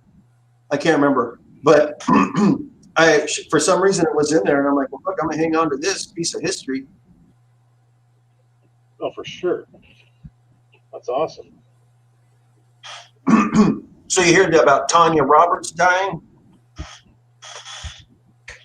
She fucking, I guess she was just walking her dog or something and dropped dead. And then so they're like, what the hell's going on? And they're like, well, she had a urinary tract infection that somehow ended up going to her fucking kidneys and her heart and fucking every other part of her organs, and she just dropped fucking dead. Oh, it went septic. Yeah. And it's like, Jesus Christ, that's a nasty fucking yeast infection. Well, actually, urinary tract. I shouldn't say yeast. But that's fucking nasty, dude. I had strep once that went to my kidneys and my stomach, and that shit, that when I was a kid, that fucking shit was nasty. They had to give me a beeswax shot. You guys ever get one of those? No. Oh, Jesus Christ, they give it to you in your ass. And it's a lump. It's like peanut butter. They stick in your ass. It hurts so fucking bad. And then they kind of like hit it and rub it in, kind of. But the thing is after you get that, within like 2 or 3 days, man, that infection is gone, dude. You're fucking, you can't walk. Your ass hurts. But that fucking infection, it kicks its ass. They call them beeswax shot. I don't know exactly what it is. I don't know if it really was beeswax, but man, it fucking hurt. That shit was peanut butter on your ass. Mother had her lung operation there. She had an infection and 2 months in the hospital. Here, okay, Canadian healthcare. All right, she has a wedgectomy of her upper left lobe, and she's in intensive care for 4 days, and they put her in a car and send her home for a 4-hour ride in the car to come home. And it takes a couple of days, no aftercare, no nothing, and she starts spiking a fever. So I insist she goes back to the hospital, and 2 months later she comes home because she's so infected. They had her quarantined because nobody get close to her because she was so badly fucked up. They had a tube going in her arm that was going all the way around to her heart so that they could, like a pick, they called it, so they could feed her. Just damn near on death's doorstep because of our shitty healthcare system. So when you hear people talking about socialized healthcare, that's the last absolute thing you want. Well, right? Most of us are. There's a reason that thousands of Canadians are going to the States to get treatment. It's because we have a brutally bloated bureaucracy, not a healthcare system. So the last thing you want is a healthcare system like ours. Don't buy it. Yeah, the VA hospital was like that. You could be sick and you'd be like, I need to see a doctor, and they say we can see you in about 4 months. You know, and then the only way that you could actually be seen is if you went to the hospital, the VA hospital itself, and you'd be sitting in the emergency room for probably a good 3 or 4 hours. And then they would see you, and, you know, but it's ridiculous. And then from what I understand, they fixed that shit, but I have no idea. But yeah, most people don't want to have anything to do with the socialized medicine. The people that do want it, I don't think they understand what they're asking for. Yeah, in November 2016, I picked up something real heavy and hurt myself, and I bled internally for a few days. And it took until March of 2017 to have a colonoscopy. Jesus. There was a woman that I had met years ago when I was in construction, and she was from Romania. And she was complaining about the Romanian healthcare system, which I guess is similar. And she said that depending on your age, if you call the ambulance, they won't come for you, depending on your age. Yeah. So she goes, if you were over 50 and like you needed something, they wouldn't send an ambulance. And I'm like, are you serious? She goes, no. She goes, if you were old and you need an ambulance, they wouldn't send it. Yeah, and I'm like, that's fucking horrible. Yeah, it's rationing. Yeah, it's fucking horrible. Where are you at, John?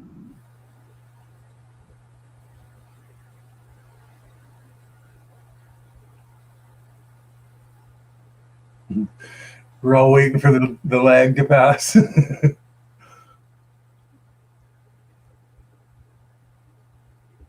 Yeah, socialized healthcare and universal basic income. Those are the two worst things that you can have. Tennessee.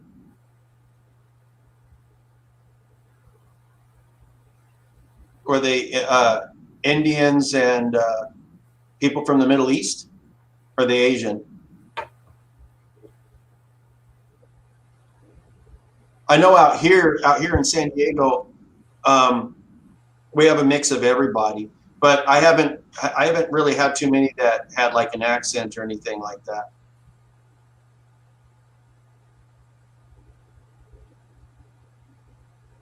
I remember when I was a kid, if I got sick, I could just literally walk to the doctor, or my mom or somebody could drop me off or whatever. I could go in there.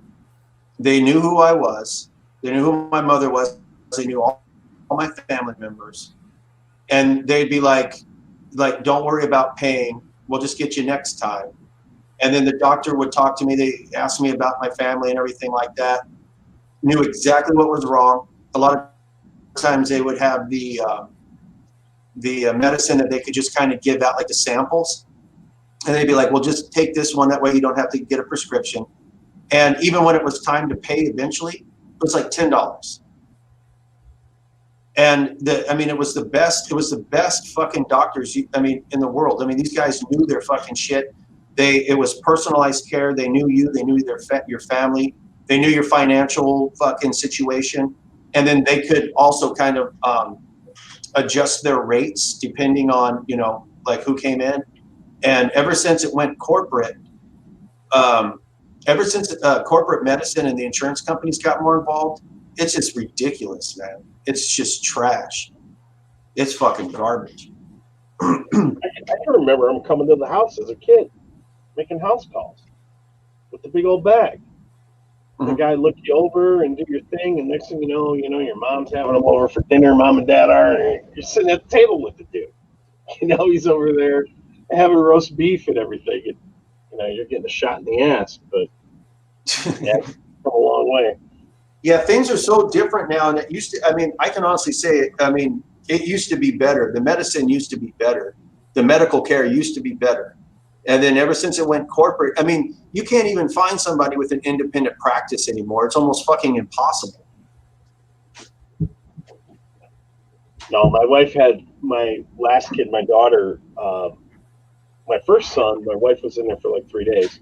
When my wife had my daughter, which is now 11 years ago, it was like basically, okay, are you good? Can you breathe? Walk. They made her walk, and it was like, okay, do this, pee, poop, blah, blah, blah, eat, good, you're out of here. Like within, I don't even think it was 24 hours. They had her out. I was, picking her up, taking her home. Where, like I said, the first kid was a totally different deal. It was like 3 days and blah, blah, blah. Now, I have friends that, they'll have surgeries, like major surgeries, and I'm like, what the fuck are you doing home? I don't know. It's only been a day or two, and I had heart surgery and I'm home. I'm like, what the hell, man? It's crazy. Yeah. I had, not to change the subject, but tonight I was making sushi for my wife and I, and I was starving, right? So by the time I ended up cutting up the fish and I put all that shit together, I was just like, okay, right?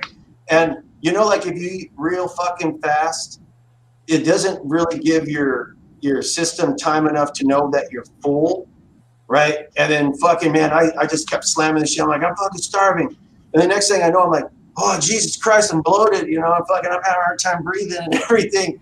And I looked like I was fucking pregnant and shit. And I was like, oh, Jesus Christ, right? I'm like, I'm going to die, And I'm like, that's when Mike had sent me the thing, like I'm having a hangout. I'm like, I got to go. I'm going to have to do something. I can't lay down. I got to do something, man. So when I first came in here, I was like, I'm going to fucking die, man. My stomach was hurting so bad, dude. And I got to tell you, I got to quit doing that shit. I got to quit fucking eating. Like, I have to quit waiting until I'm starving to eat. But a lot of times I'm not thinking about it. And then when I finally want to eat, it's like, damn, I'm starving. I got to fucking eat. And then I always overeat. It's the worst. The worst. Try having a wife that's Polak who can cook. Man, there are some days I come home, she's got some good shit. And it's just like, you'll have one plate and you're like, oh man, it was so good. And the same thing, like you're starving because you haven't eaten all day. And you go back in seconds and you know, you're like, you're even loading on the plate. You're like, yep, 20 minutes from now, I am going to be crying like a freaking baby. And sure as shit, you eat it. And then you sit there all night and you're just, oh my God. Blaming her. Fuck you, She's like, what are you yelling at me for? I'm like, you cook too damn good. Get out of here, woman. Yeah. One of the things that I if I have it around, because I'm a chocoholic. I love chocolate. I love fucking candy. A lot of times I'll have that to kind of get me through. But as soon as that sugar hits, I don't have that starving feeling anymore. But I ran out of chocolate 2 days ago, and I'm too lazy to go buy any. Right? So, because I'll get one of them family-sized bags of Rolos, and I'll slam that shit by myself like in a day and a half. No fucking problem. Fucking Rolos are awesome, right? Actually, I'm starting to think about candy right now. I'm like, fuck, you know what else is good? They came out with that Milky Way, the salted caramel Milky Way. That's some good shit, man. That's some good shit. And also the Midnight Milky Way is real fucking good. And see, I'm telling you, I love my chocolate. I love that shit. When Halloween shows up, I'm always excited because they always in big bags. And if you wait until after Halloween, they'll put them like 50%, 75%. Now I stock up on that shit. I got candy, actually hard candy, like the type that your grandma used to have, back in the day would all stick together. I bought me about 4 or 5 of them about 2 or 3 years ago at Walmart, and they're still in there. And it never goes bad. Come on, fucking with that shit. But that's some good fucking candy. It almost tastes like they put Ambisol in it. Like you put it in it, like it numbs your mouth a little bit. You're like, Ambisol flavor, my favorite. Yeah, what is it, Linder's? So this is what my wife gets. Oh, those are fucking good. Oh my god. They use malted sugar in those. Oh yeah, Rob, whatever happened to your chocolate thing? Like crack. Just giving it a little bit of time because of all the lockdowns and everything. I couldn't go out and sell it anyway, so there's no sense in making it. Yeah, that's true. I still have to formulate a better center. They go hard after a while, and I don't really want that. Buttercreams shouldn't go hard. I gotta reformulate before I come back at it. Yeah, I badass. got sick and tired of chocolate and making that shit. Oh, I'm not a big candy fan anymore. See, that's a good thing for me because I never was a candy guy growing up my whole life. And it seemed like when I hit 40, it was like, oh my God, this chocolate's pretty good. And now that I'm in my 50s, it's like, I got to have it. Seriously. You know what's really fucking good? This is one of my inventions. And peanut butter cups I like. And one day I was drinking. Who would have guessed? And I was sitting there and I was thinking about the Aztecs. And I'm like, they used to mix chili and stuff like that with their chocolate. I'm like, I wonder how that would taste. I'm like, I don't have any chilies, but I have some pickled jalapenos. And I'm like, fuck it. So I took a pickled jalapeno, I put it on top of a peanut butter cup and just did it in one shot. It is the fucking best. If you would not think so, but a pickled jalapeno with a peanut butter cup, it'll blow your fucking mind. And when I tell people this shit and they're like, that's gross. And then they try one, they're like, give me another. Because it's fucking bomb. Yeah, you never know with that shit. I mean, you don't. I mean, look at Nutella. Like, seriously. If you had shown me poo in a jar and said, oh, yeah, spread it on everything, it's great. I'd been like, no fucking way. And then my wife brings it home and it's like, shit, you can dip everything in this. It doesn't matter. Put an apple in it, put a jalapeno in it. It don't fucking matter. It's delicious. I think we got John over there fucking thinking about chocolate and shit. Now he's like, you motherfuckers. The caramel sea salt candy is really, at first I'm just like, that sounds gross. Why would you want to do that? But I think it's not the salty. For me, it's not the salty. I like that weird crunch of the salt that's in it, and it adds that texture. I could just put sand, I guess, in it. I have to agree with you. Same thing. When the whole salted caramel thing came out, I was like, well, what the fuck? That's stupid. And then like my wife got these Ghirardellis, right? These squares that were salted caramel. And of course I had 3 of them, and I'm like, it was like an epiphany. Holy shit. This is amazing. Then I got hooked. Yeah. Everybody knows, like everybody that works with me and my wife knows all too well that I eat way too much fucking candy. Way too much. I'm surprised I don't have diabetes already. Honestly, I'm fucking surprised because I can easily eat probably a good 10,000 calories and fucking chocolate in a day, and like I'm cool with it. It's like I actually had a contest with this girl I worked with because she was talking about candy bars and how all this other shit, and she said she loves M&Ms. I said, well, I like M&Ms too, but the chocolate tastes fake to me. Like I think they put too much corn syrup in it. But I'm like, I said, and it was right around Easter. And so they had a lot of the Easter M&M eggs, like where they put the M&Ms in the eggs. They had them like for like 90% off. So I bought like boxes of them. And when I saw her next, I'm like, okay, we're going to have a contest, see who can eat the most M&Ms. And we had like a 15-minute break. So we're sitting there, we're cheering. I'm like, and I'm drinking these motherfuckers. And I finished off, I think, like 12 or 13 of those eggs full of M&Ms. And she wasn't able to do it. She only got to like 9. And I'm sitting there, and I had the biggest sugar rush I fucking have ever had in my life. I felt dude, I was dizzy and shit. Like I was fucked up. And I was like, man, I'll do it again. I don't have a problem with that. But then she wanted revenge. So she bought those fucking Peeps, those fucking marshmallow things. But she got the one dipped in chocolate, right? These rabbits dipped in chocolate. I'm like, I'll fucking outdo you in these, right? So she starts slamming them. I'm going, and I got through 4 before I wanted to hurl, dude. Those are so gross. And since Easter, I can't even look at a fucking Peep without getting sick. Those are horrible. What's up, Suicidal? They are nasty too, man. I'm not a big Peep guy. Gross. I don't care if you color them pink or blue or yellow. Those fuckers are nasty. I can't eat that shit. She beat me on that one. I made a fondant to try as a new kind of centers that had marshmallows in it, and it was just absolutely disgusting. No marshmallows in my shit, man. I'm not a marshmallow guy either. I can't. I mean, I can do the campfire thing, some more things, but I can't with chocolate. It just doesn't. I don't know. There's something about it.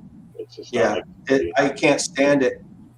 My sister used to love to get that. You know that mellow cream that was in like that bottle? My sister used to just get a spoon and like fucking eat that shit. And I'm like, that's so fucking gross. Just like Cool Whip. Cool Whip is gross. But if you give me the Ready Whip that you can like, shh, that I can drink the whole bottle. I don't have a problem with that, you know. Yeah, Ready Whip was cool. I can do that too. The Cool Whip I can. It's almost like a cesspool of, I don't know what the fuck. You know what I mean? It was just weird. Well, it's an edible oil product, isn't it? Like coffee. I don't know. It's just garbage. I can't stand it.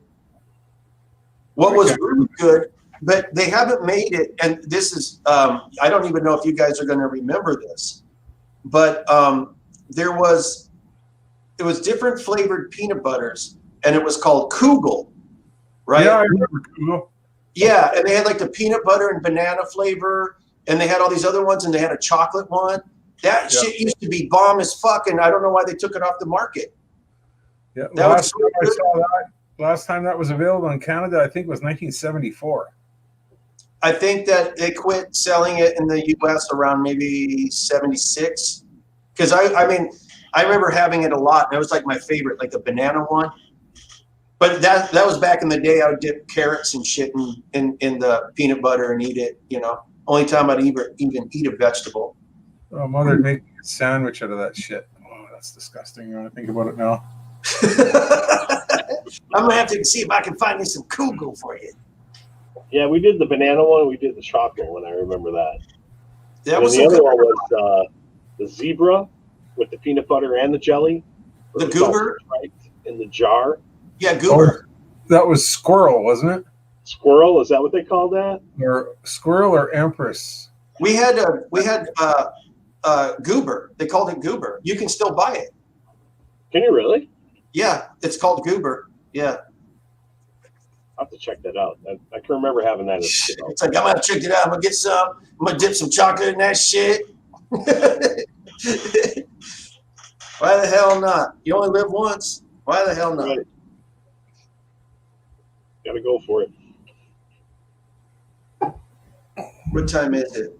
I think I'm gonna have to jump off here because my wife and I are supposed to take a hike around 9 o'clock. 10:30. I think she's finished with her shower because I don't hear the water running anymore. 11:30 here too, and I gotta go grocery shopping tomorrow. I gotta get goober. Yeah, I gotta get that goober, man. Peanut butter and tomato.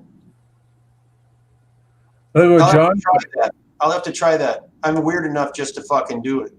Cheeseburger and ice cream. I'm not gonna do that. Yeah, that one. Tomato, I give it a shot.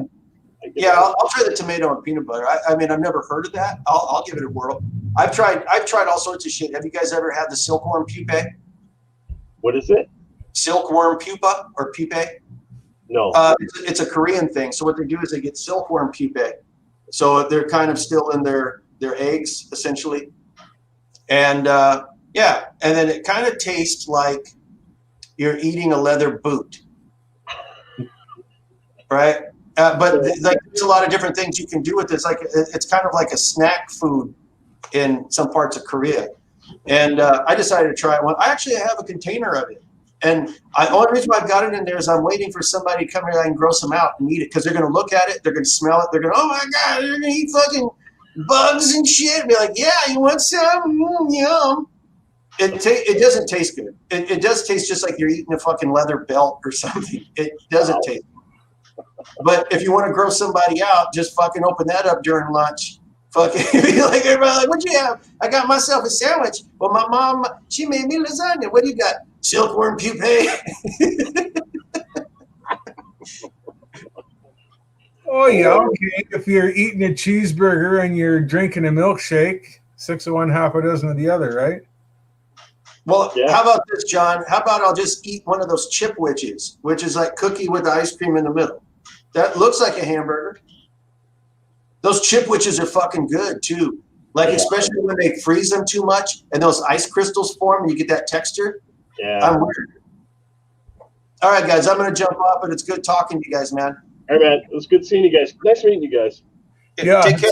at that time I'm going to bail too. So, peace. Peace.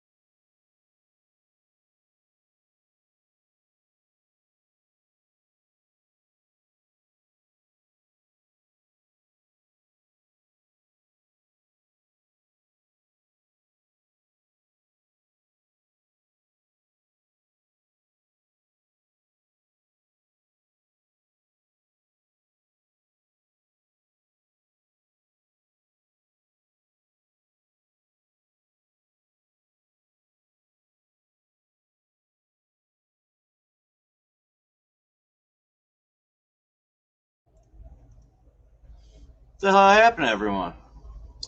Hey guys, anybody that's still up in the comments or whatever, I appreciate y'all hanging out. And I don't know when everybody took off, but I had to go take care of some stuff. But if you're still around, there's 6 people viewing. See you on the next one. Thanks for coming by. Like I said, I'm gonna try to commit to doing these more often, and we'll see who we can get in and have a little fun. All right, peace.